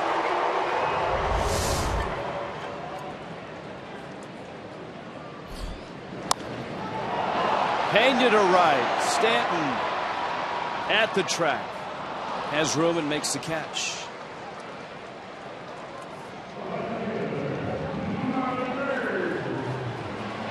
Jay Bruce, his 11th. Here's Marlon Byrd now. He's a guy, Rich, Jay Bruce, that I think a lot of people would be surprised. Coming into this year, his 7-year average, just an average year, is 26 home runs and right at 80 RBIs. Which is why I think a lot of people were concerned about his career lows last year. Yes. 18 homers and a slugging percentage in this ballpark, a slugging percentage on the season, 373.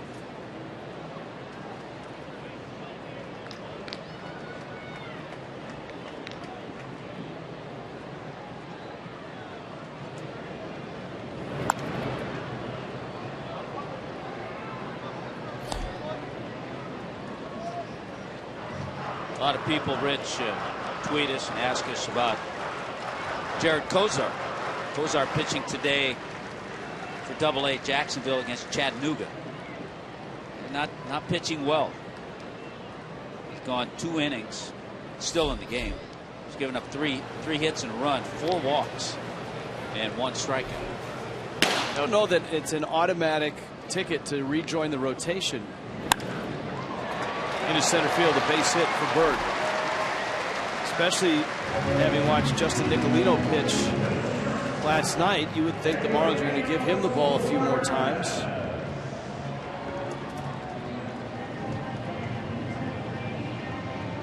Chuck Hernandez on his way out, trying to settle down David Phelps, who's given up a 2-run homer to Jay Bruce here in the 6th. Eugenio Suarez, the Red shortstop, is up next.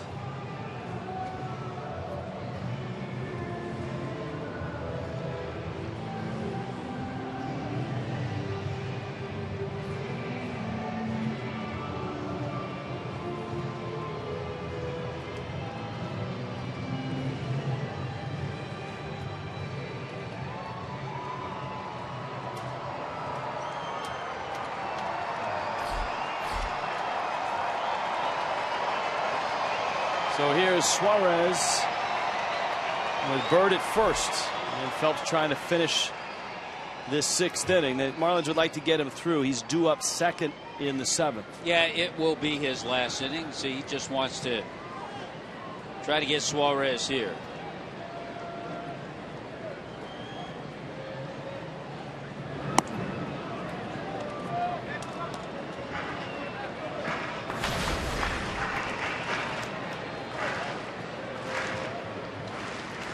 Suarez playing in just his 9th game since being called up from AAA with the injury to Kozar.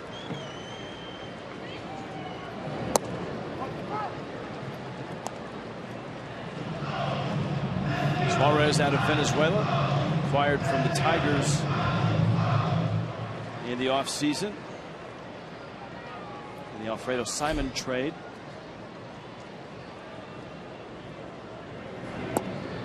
Couple of good curveballs, those last 2 strikes.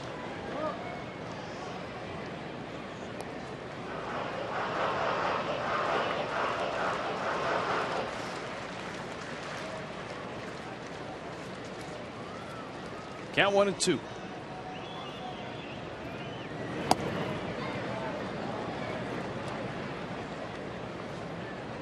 See the pitch count for Phelps has hit 100. Sam Dyson in Miami's pen.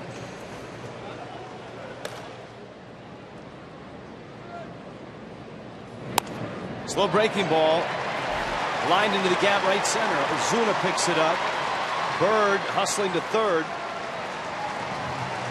And the Reds now with runners at the corners. Michael Lorenzen, the pitcher, is coming up.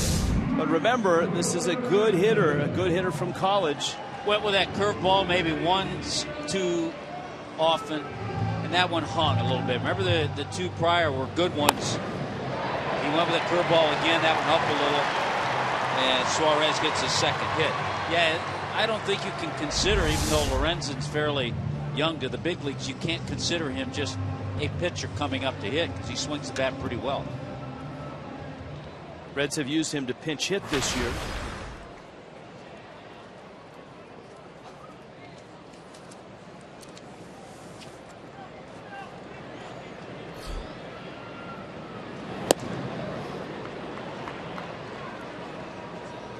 A healthy swing. He is 0 for 3 as a pinch hitter. There you go with runners in scoring position.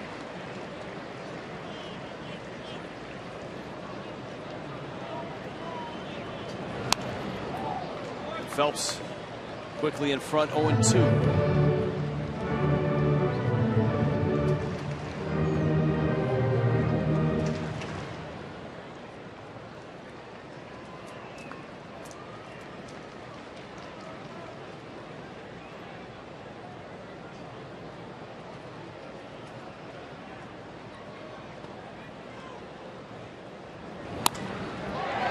Into right, it's a hit. And Lorenzen adds on. That's a big run for the Reds.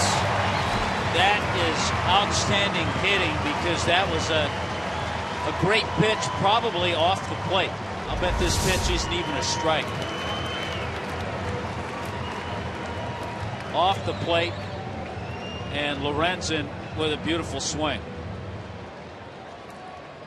And that's the end of the line for David Phelps. Miami wanted to get him to the finish line of the 6th. As it is, he'll exit with 2 outs and 3 runs across. West Kendall Toyota called to the bullpen.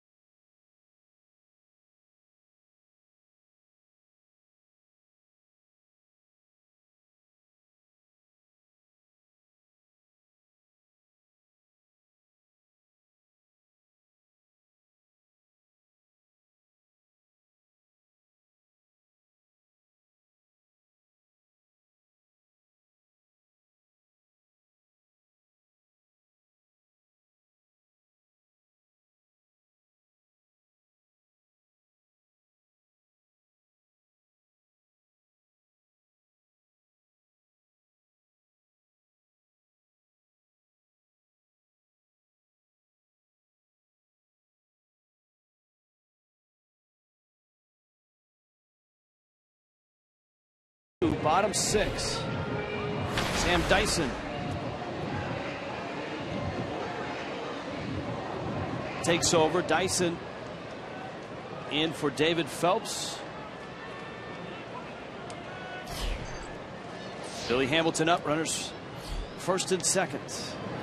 And what happens now, excuse me, Rich, is he keeps Dyson from maybe going another inning. If he gets out of this inning, Dan Jennings will pinch hit for him. You have to at this point of the game. But had David Phelps gotten through the inning, now you can pinch hit and then maybe get a couple of innings out of Dyson.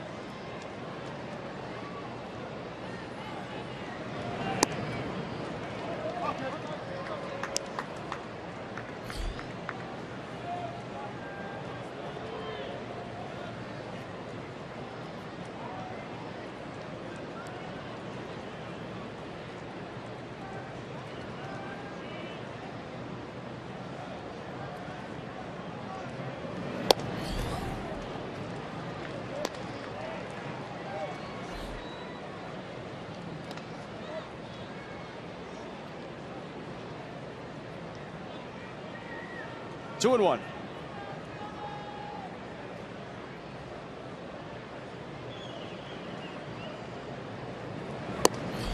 Dyson runs the count to 3-1.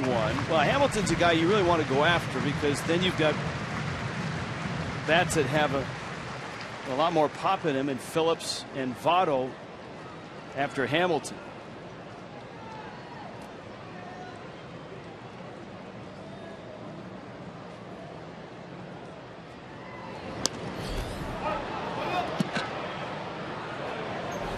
It's Bohr, and he makes the catch.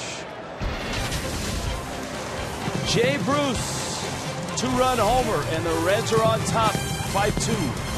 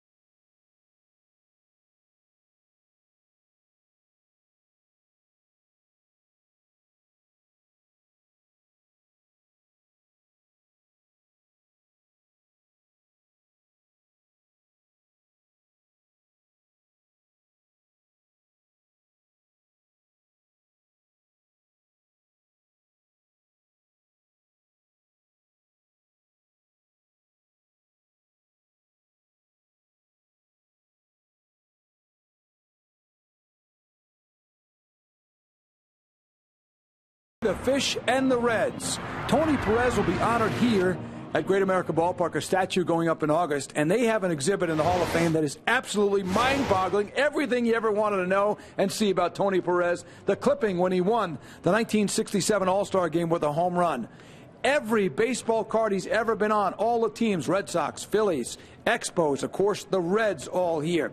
Great pictures and quotes. In the spring, you just wind up and wait for him to drive in 100 runs, said his manager, Sparky Anderson. How about this picture? On deck circle at Riverfront, waiting to drive in probably a few more runs. Every jersey he's ever worn. And, of course, when you're big and you're the big doggy, you get some sponsorships, too, like the Big Doggy Footlong Coney, only $2.29. I didn't know that. Tony didn't tell us about that last night. Tell us about that. You know, I was just thinking when you saw that quote from Sparky saying, you know, in the spring you just wind him up and expect 100 RBIs. See, in 15 or 20 years, a manager will be quoted as saying, in the spring, you just wind him up and expect a 950 OPS. Very, very good. Here's Danny Echeverria. Ichiro's on deck. Well, the Marlins trail 5-2 in this ball game. They've had some opportunities to get by them in the 4th and in the 5th. 2nd and 3rd with 1 out in the 4th. Marlins had a Gordon single and then a Dietrich double. Gordon was thrown out at home with nobody out. Marlins tried to score Gordon. That's a broken bat with the bat and the ball headed out to short. Suarez throw is in time. And Danny Echeverria is out number 1. With the recent struggles over the last 5 games now for Echeverria, the day off for him can't come soon enough. It'll be good for him to just get his mind clear, his body a little fresh, and come back Tuesday night against the Cardinals.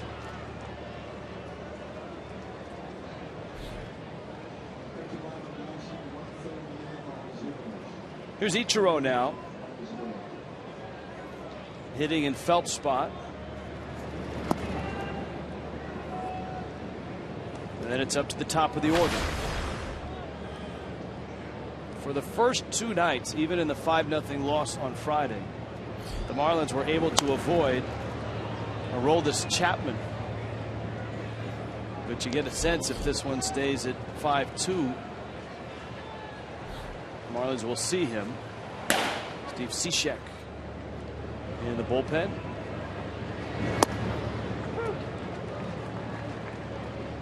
I'm sure when Lorenzen was a youngster going to Angel Stadium, his favorite team, they may have played Seattle. They may have seen Ichiro a few times. Well, he strikes him out.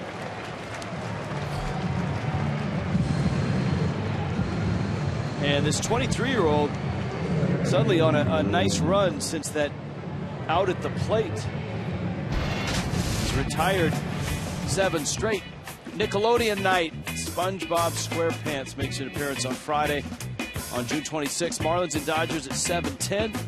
There's the SpongeBob SquarePants package at marlins.com/special events. Gordon fouls it off. You get a Nickelodeon gift item, a ticket as well, and more. Fireworks presented by Barracuda Networks. That's the Friday night game against the Dodgers.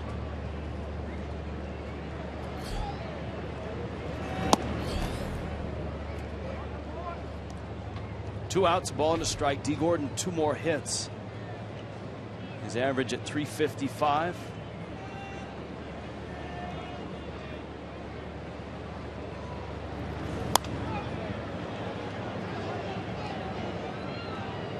Well, trying to get another base hit to keep things going. Another base hit would give him his 16th 3-hit game.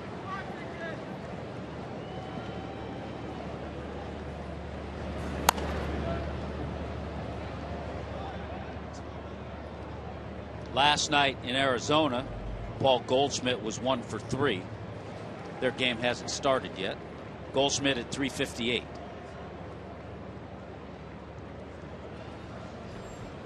And right now D at .355.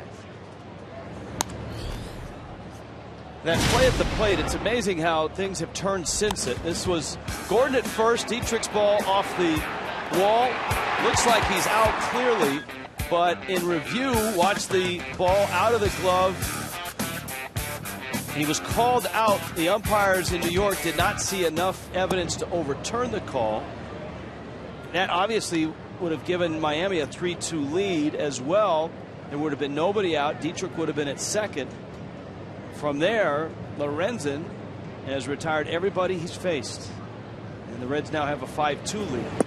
It's amazing how sometimes one play can change the direction you're going in offensively or defensively. Can change things for a pitcher. Certainly has for Lorenzen. You know, on a fraction of an inch, yeah, it was a chance by Lenny Harris because there was nobody out, but a fraction of an inch that if that throw short hops Pena at the plate, he doesn't make that play. But to the Reds' credit, they made a great relay. Ninth pitch to Gordon. And he smacks it in the gap, right center field. Over for it is Hamilton, cuts it off. Gordon will hold at first with his third hit of the ball game. Oh, there it is. 16 3-hit game. One to left, one to right, and that one into right center.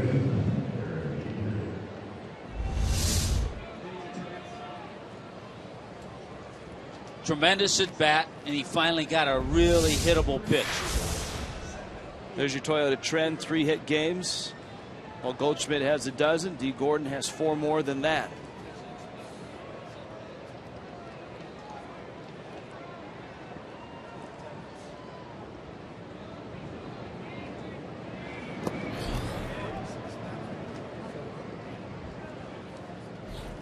$36,780. Boy, nice crowds all 3 games.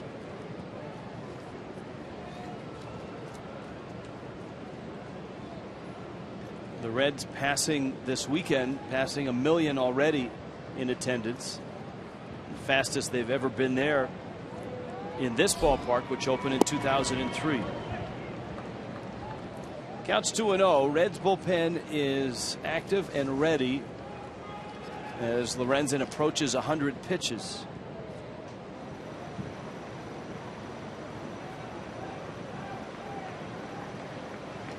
Manny Parra, the left-hander, getting ready. You have to wonder if Lorenzen isn't able to get Dietrich, if Brian Price brings in Parra to face Yelich.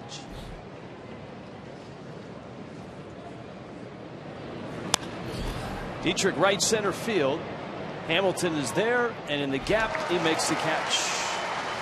And the Marlins leave a runner in the seventh inning stretch in Cincinnati. It's 5-2 Reds.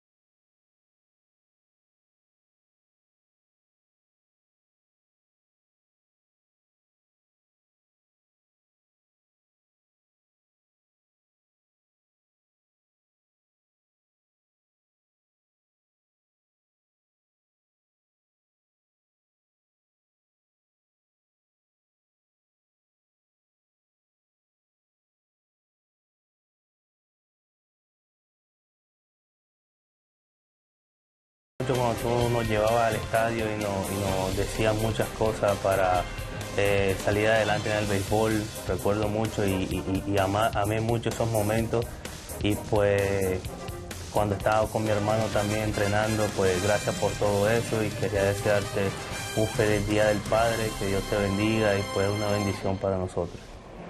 Happy Father's Day to everybody. 5-2, Donovan Solano joining the show. All right, game summary here.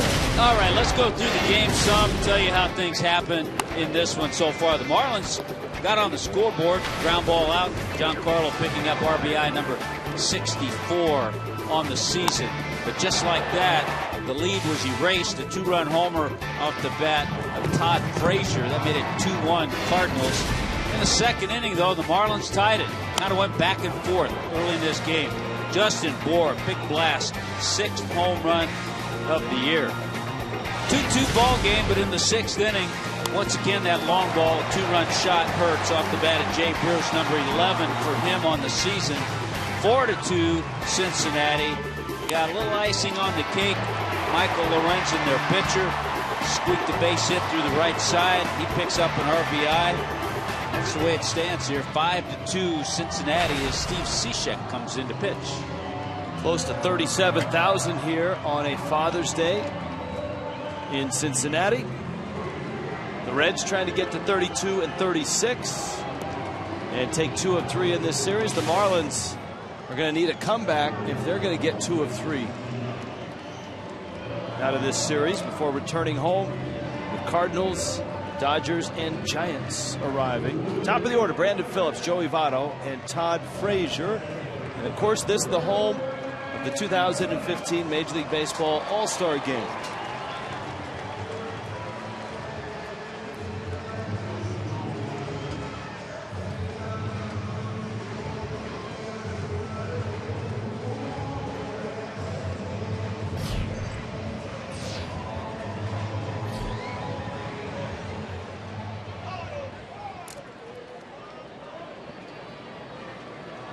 Cishek appeared on Friday night.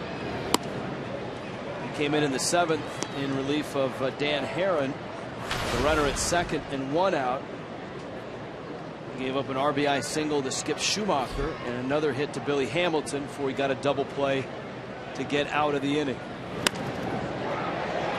Center field. That's a hit. Brandon Phillips aboard.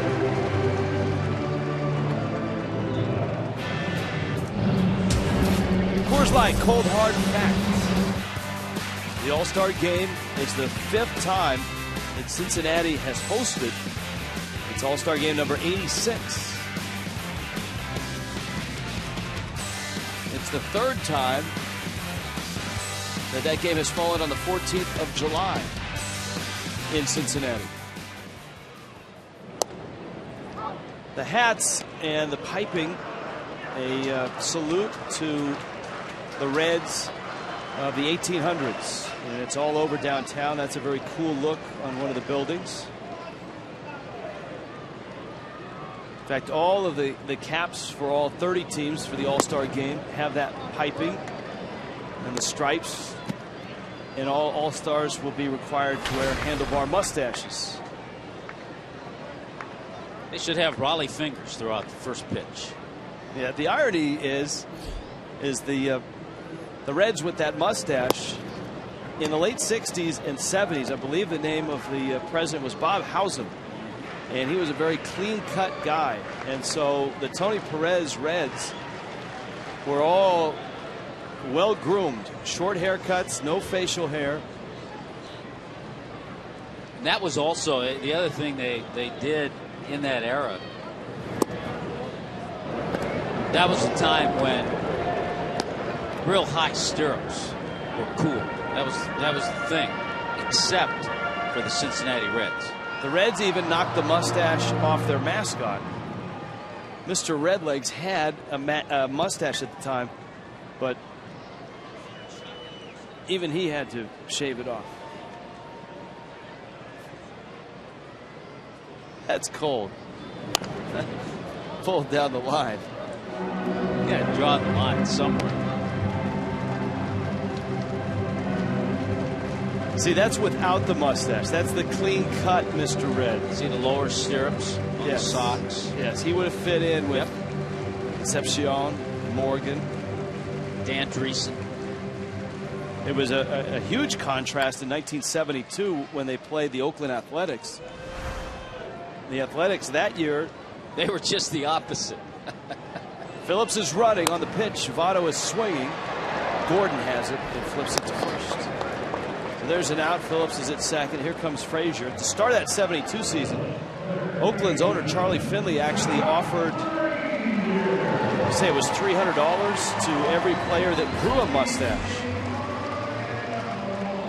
Say Gene Tennis, Sal Bando. Yeah, so in that 72 series, Oakland A lot of guys with long hair, big mustache. And the Reds, it was a 7-game series. Oakland would win it, and they would win it without their best player. People forget Reggie Jackson did not play in that World Series.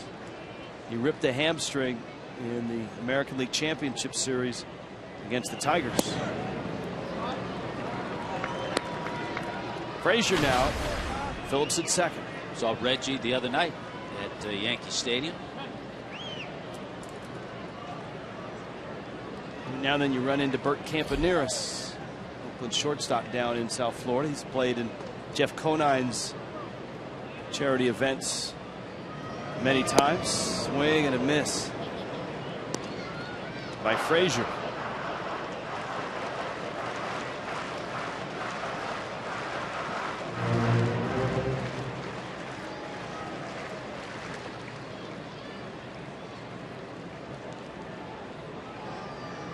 Cishek in the 7th.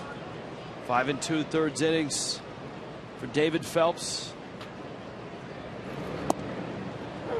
Breaking ball strike. Good location. He's staying away. You can see all those pitches to Frazier.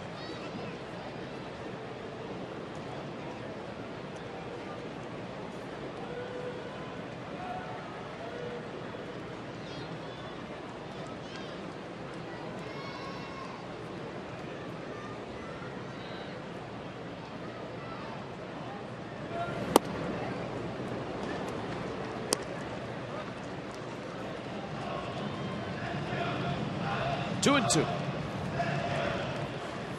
Baltimore-Toronto game, just a wild game. There were 13 runs combined scored in the 2nd inning. It's 9-8 Toronto in the 6th.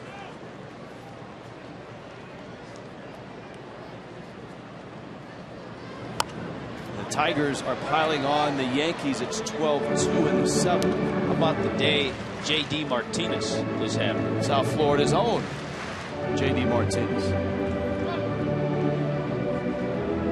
He had 3 home runs now. He was going for his 4th. Yeah, he's already hit 3. 3 for 4 with 6 RBIs. Victor Martinez is 3 for 4 with a home run and 4 RBIs. So a good day to be a Martinez against the Yankees. That's a strike. Cishek thought it was a strike. He had walked off the mound. Watch Cishek's reaction here.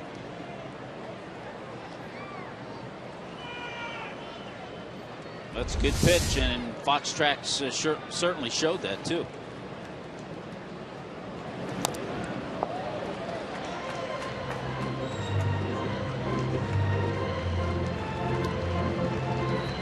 Probably on this Father's Day afternoon have one of our big Reds fans down in South Florida, Jason Jackson, Heat telecasts. I know you and I strive to dress like the Jacks, but it just never happens. I had no idea where he got those rosy red pajamas that he wears in the winter. But 3-2 again. Breaking ball, fly ball, center field. Ozuna back. Makes the catch. Tagging at second is Phillips, and he'll get to third.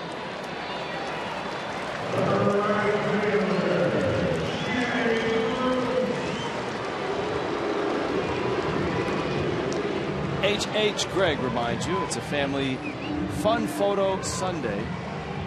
With your best family photo watching Marlins baseball, use the hashtag. Ready for this? Sunday Fun Day Marlins. Sunday Fun Day Marlins. So that's different than the selfie thing. If you can't type it in right now, just back the TiVo up and then freeze it. Saturday is Selfie Saturday. What's Friday? I gotta mark those. I gotta mark those down. I think that's Flashback Friday. All selfie induced. Yeah. All right, here we go. Glad we straightened that out. Brad Hand is on his way in. West Kendall Toyota called to the bullpen.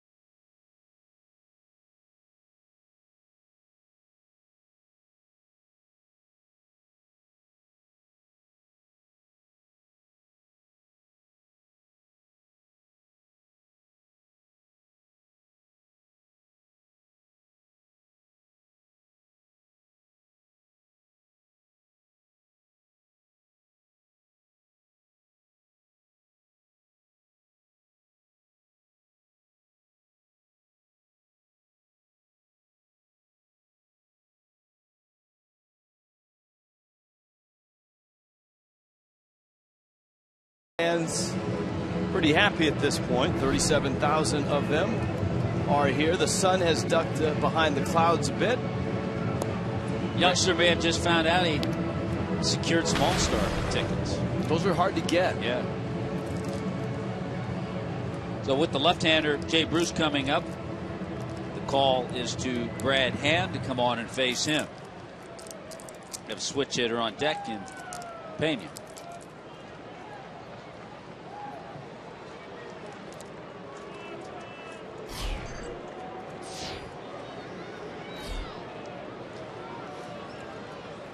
Jay Bruce, 2 outs. And Hand's breaking ball in the dirt.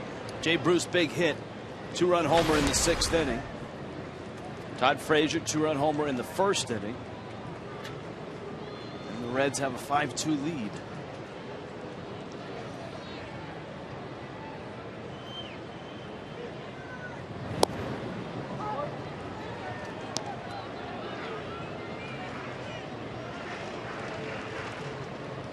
As we told you, the Mets and the Braves are later tonight. Pretty good pitching matchup. Matt Harvey and Julio Teheran. Tehran's ERA is now over 5. Wow. Nationals lead Pittsburgh 9-0. It's in the middle of the 7th inning.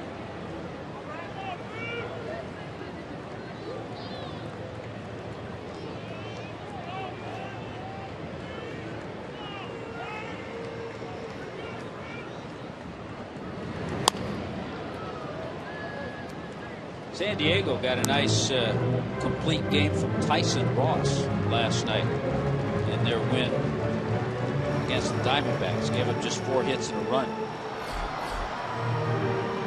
This is his brother, Joe Ross with Washington. Yes. Tyson, remember, he flew back to see him make his major league debut.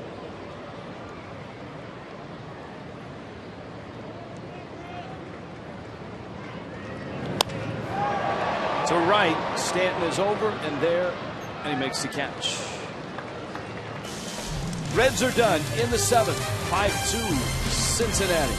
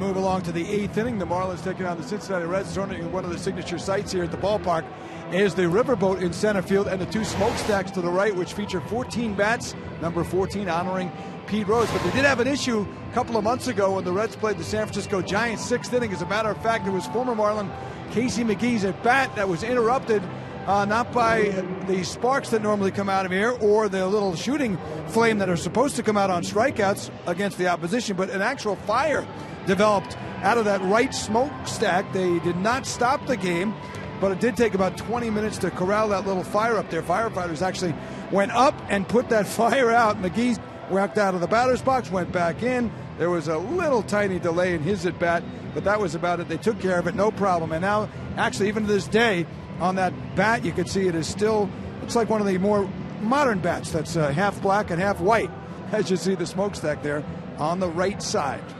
It's like pine tar for the giant bat out there.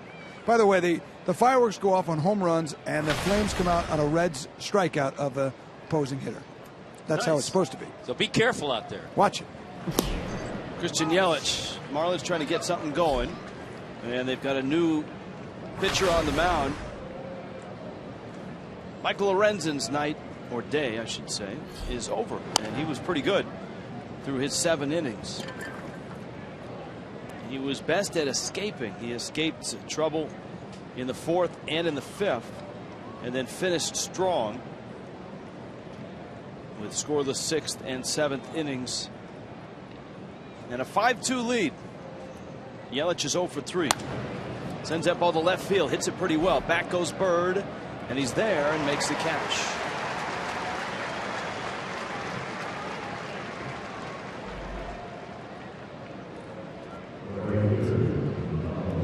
Ball hit well, but Marlon Bird able to track it down. So here's Stanton, 1 for 3 with an RBI, and we talked about Stanton coming into this series and his quote about playing in this ballpark and how everybody gets a good feeling like, yeah, you're going to hit a bunch of homers and you have great batting practice, and then the game starts, and by the time you're at the end of the weekend you haven't hit one out. He said the challenge is to put that out of your mind, the distance, just hit it. And we talked about it at the beginning of the series. Stanton in his career 7 home runs against the Reds, 5 of them have come here.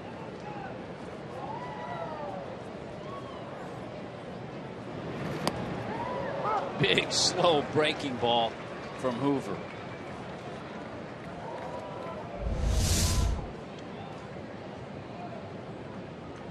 It certainly fooled Giancarlo.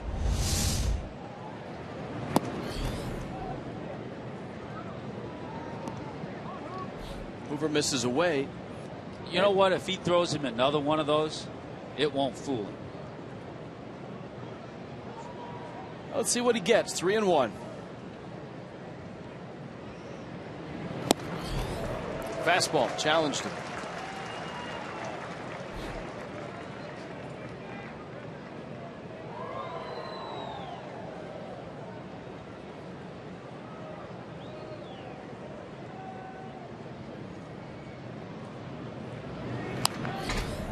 Of course, Giancarlo with 10 home runs here in June. The most he's ever hit in any month is 12. Hit 12 in May 2012.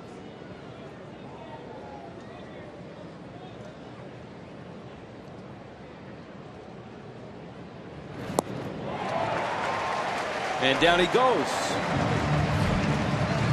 So Hoover comes back to strike Stanton out. There it is. Craig's not there, is he? Get away from there, Craig. Look out. He went off the plate, got him to chase. We've seen that a lot this year. That's one area that you'd like to see Stanton just improve a little bit on the second half. Hard to say you want a guy to improve when he's leading the major leagues in home runs and RBIs. Marcell Ozuna on an 0 for 3 day.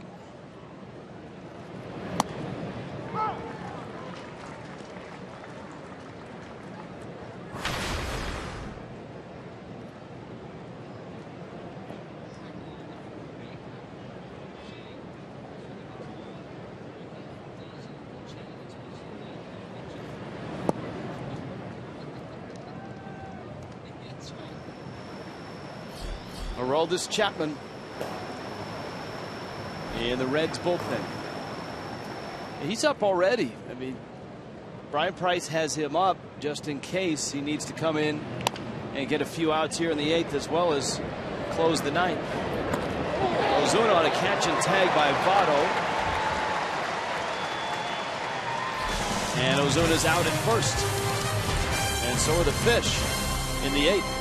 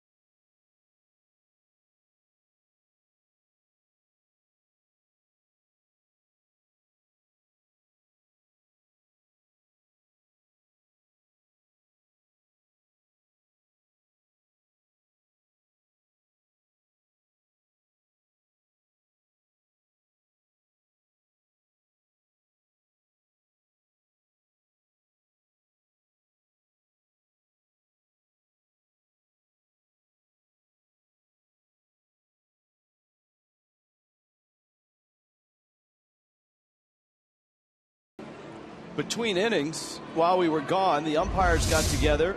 Dan Jennings went out. Now he can't challenge. He can request a look. And so the umpires went to the headsets. The review back in New York. Here's a look. That's clearly out.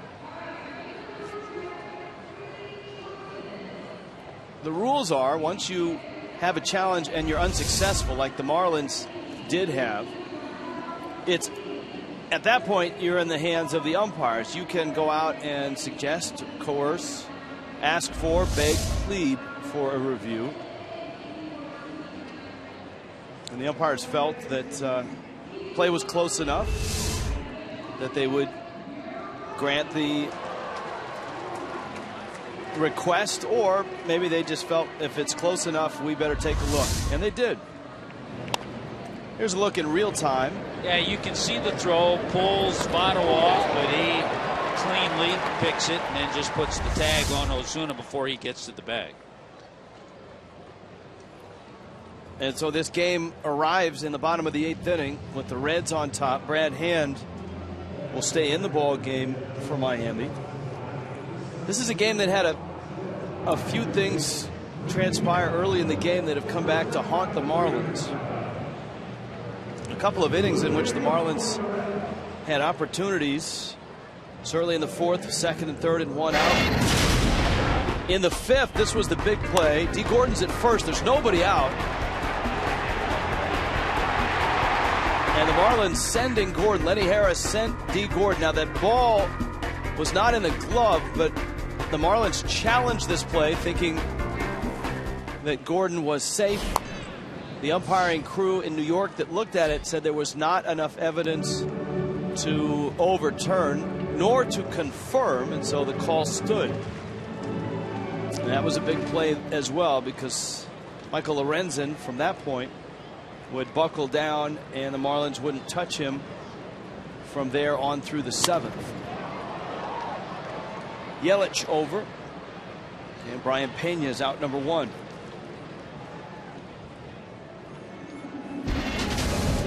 If you're a baseball fan, you've got to have MLB.TV Premium. You can watch every out-of-market game live, any device. I mean any device. And it includes a free at-bat 15 subscription. Go to Marlins.com for details. And don't forget to request your pitch tracking widget. Are they personalized? I think for a small fee. You can get your initials engraved on the widget. That one's going to get by Echeverria and into left field. And all of a sudden, Marlon Byrd with a 3-hit game. Just out of the reach. That's a play, even if Echeverria catches it, he probably isn't able to make the play. But good effort by Etch. And as I said earlier, day off will be nice for him.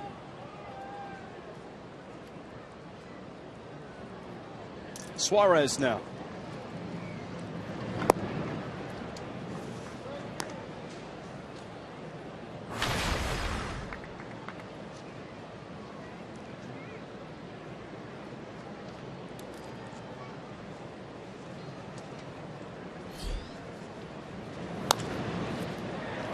Dietrich backhands. He's got no play, but he saves extra bases.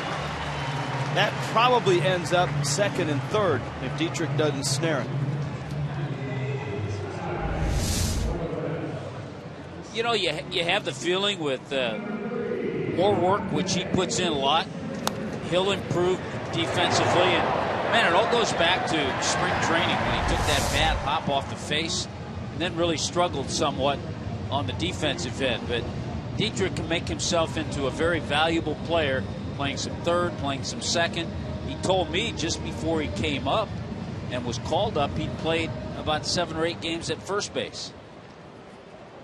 Ivan De Jesus Jr., son of the former Major League infielder, who was a Dodger, a Cub, a Philly, a Cardinal, a Yankee, a Giant, and just for good measure, a Tiger. He was a solid player, his father. 15-year career.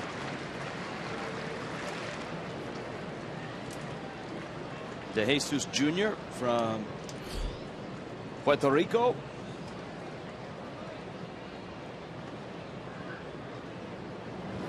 And by the way, just looking back at Echeverria, he's only missed 2 games. So he's been busy, not a lot of off days. Travel schedule's been tough, so he'll enjoy tomorrow. Actually, I think we all will. Yes, we can celebrate Father's Day tomorrow.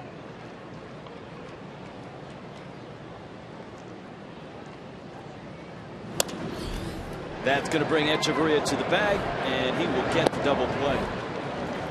Nicely done. 6-3. Marlins down to the last 3 outs. 5-2 in Cincy.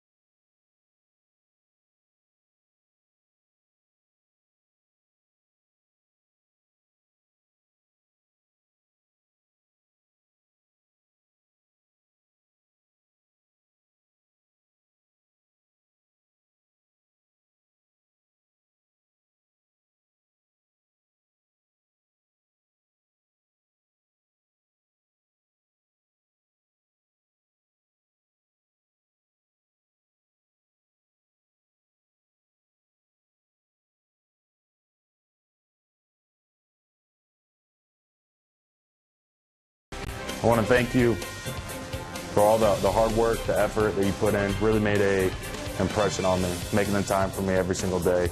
Really kind of makes me focus, go out here and play hard, and go about my business the right way. I appreciate it. Dad, I really appreciate your work ethic and what you did for us when we were little, and the example you were for us growing up. Happy Father's Day to everybody. And you saw Jeff Baker. A happy birthday to Bake. 34 years old today. And his present has arrived on the mound. He gets to face the 100-mile-an-hour heat of Aroldis Chapman. So happy birthday and happy Father's Day. And here he goes. Chapman comes in, a real nice entry.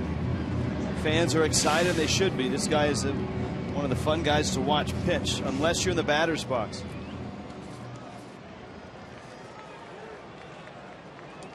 Yeah, doing what he does best. Chapman trying to pick up his 15th save.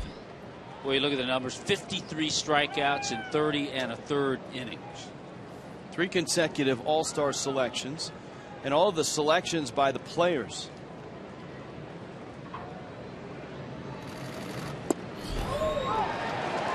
That would be a strike at 98 miles an hour. Now you have to figure, Rich, if the National League, if Chapman's an all-star this year, and he very well could be, the National League has the lead, then Bruce Bochy will bring in this left-hander to finish things out.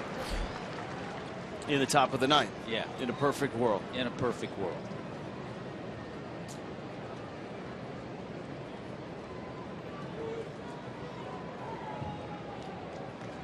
You don't want Bruce Bochy to miss the bus again. Baker gets out in front, rolls it down the third base line. Frazier's throw, and it's out of the glove of Votto. Baker is safe. And Todd Frazier, in all likelihood, a throwing error. The Marlins have a base runner to start this 9th inning. Not an easy play, but it's going to be an error charge. He had time, an error charge to Frazier, and for Frazier, that's number 9 on the year.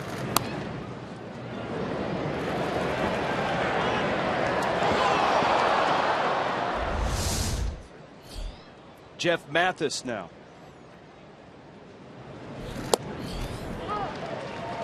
.99 on the fastball.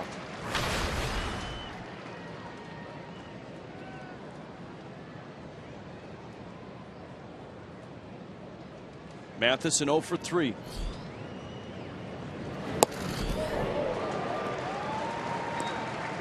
There's an example of how you try to get it started early to catch up to that fastball, and you see it's out of the zone and you just can't stop.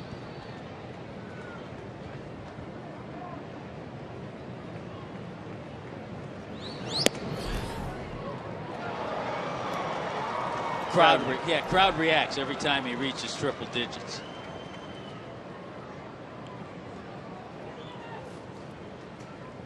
Chapman, the Cuban lefty.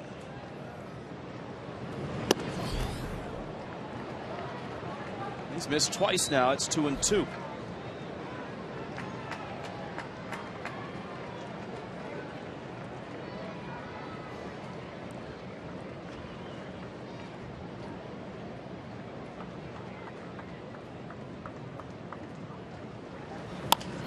Mathis into right field, and it falls for a hit. So Jeff Mathis fights off a 2-2 pitch, dumps it into right, and Miami will bring the tying run to the plate. Danny Echeverria. How about that? That's all you hope for. You get into this 9th inning situation, try to get the tying run to the plate. An error, bloop base hit, and here comes that tying run to the plate. Donovan Solano is on deck. This is Echeverria, who's lined out, was walked, and has bounced out. So looking for his first hit of this series. First hit of the road trip.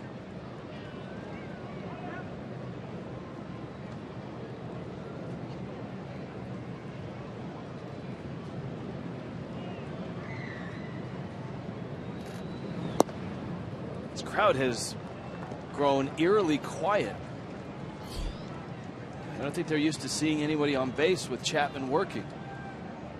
Well, he went away from his fastball on that first pitch to Echeverria, too.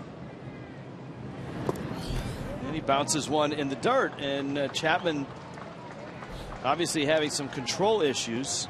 He's been really good lately. His last 7 appearances, just 1 hit in 7 innings, 15 strikeouts, 3 walks. So it's not like he's been struggling or anything. Yeah, on the year, opposing batters hitting under 200 against him. Not a lot of work lately. And in this ballpark, he's not blown a save since 2012.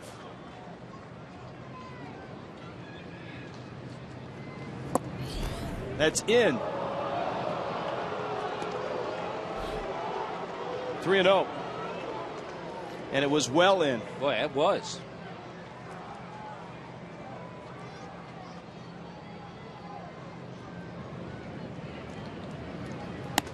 That's out, and the bags are loaded here in the 9th.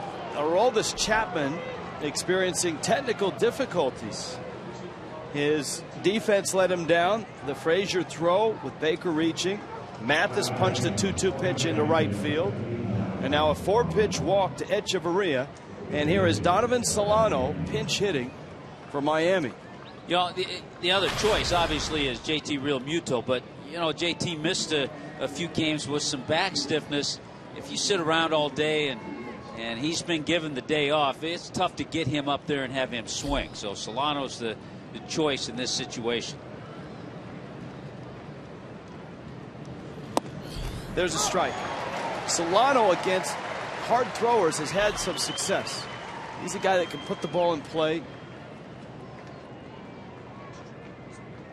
Then it's back to the top of the order. 0-1. Solano fouls it back. Yeah, not only top of the order, but left-handed top of the order. Gordon, Dietrich, and Yelich.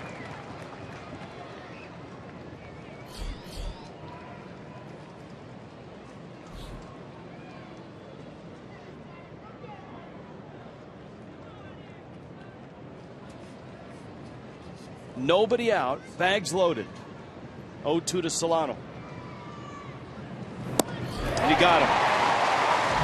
102 miles an hour.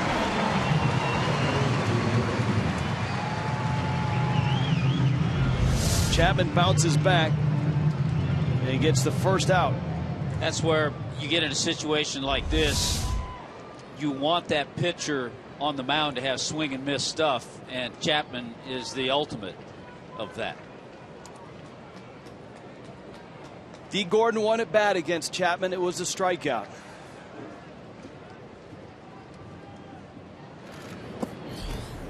Pitch in the dirt. Pena blocks it. 101 miles an hour in the dirt. 3 hits in this ball game. His average up to 357. You know, and when you watch Chapman, it's an easy 100 miles an hour.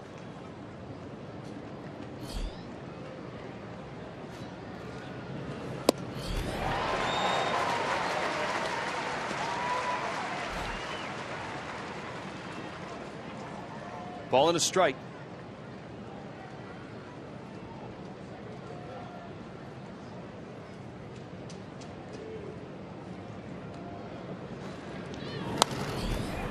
Gordon gets a piece. An even 100 on that fastball.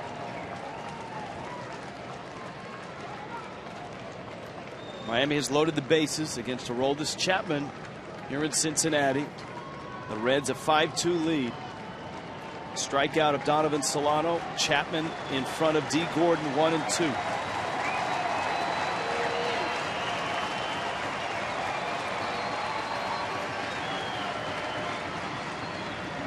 Pena sets up outside, and he got him. So just like that, Chapman comes back and gets 2 outs on 2 strikeouts. And now it's up to Derek Dietrich. And people say, well, that pitch is off the plate. But you know what? You have a guy throwing 100. You want to get it going. You want to get to it.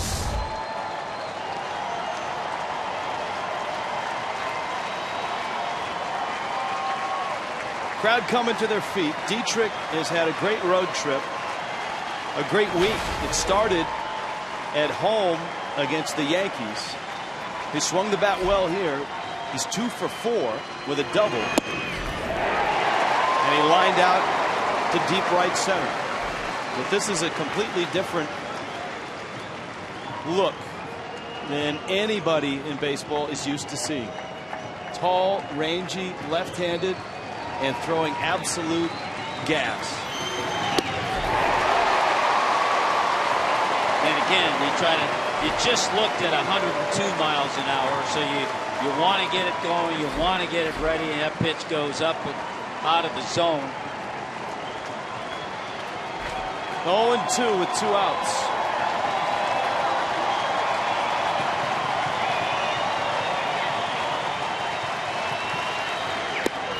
And he got him. 103 miles an hour. Wow. Aroldis Chapman, unbelievable. And Miami's day ends in a blur with a flurry of fastballs, all triple digit. So Father's Day is done. The home run challenge for the Marlins is done. $12,500 raised to fight prostate cancer. $25,000 raised by the Reds with their 2 home runs. Marlins baseball, Fox Sports Florida. It's brought to you by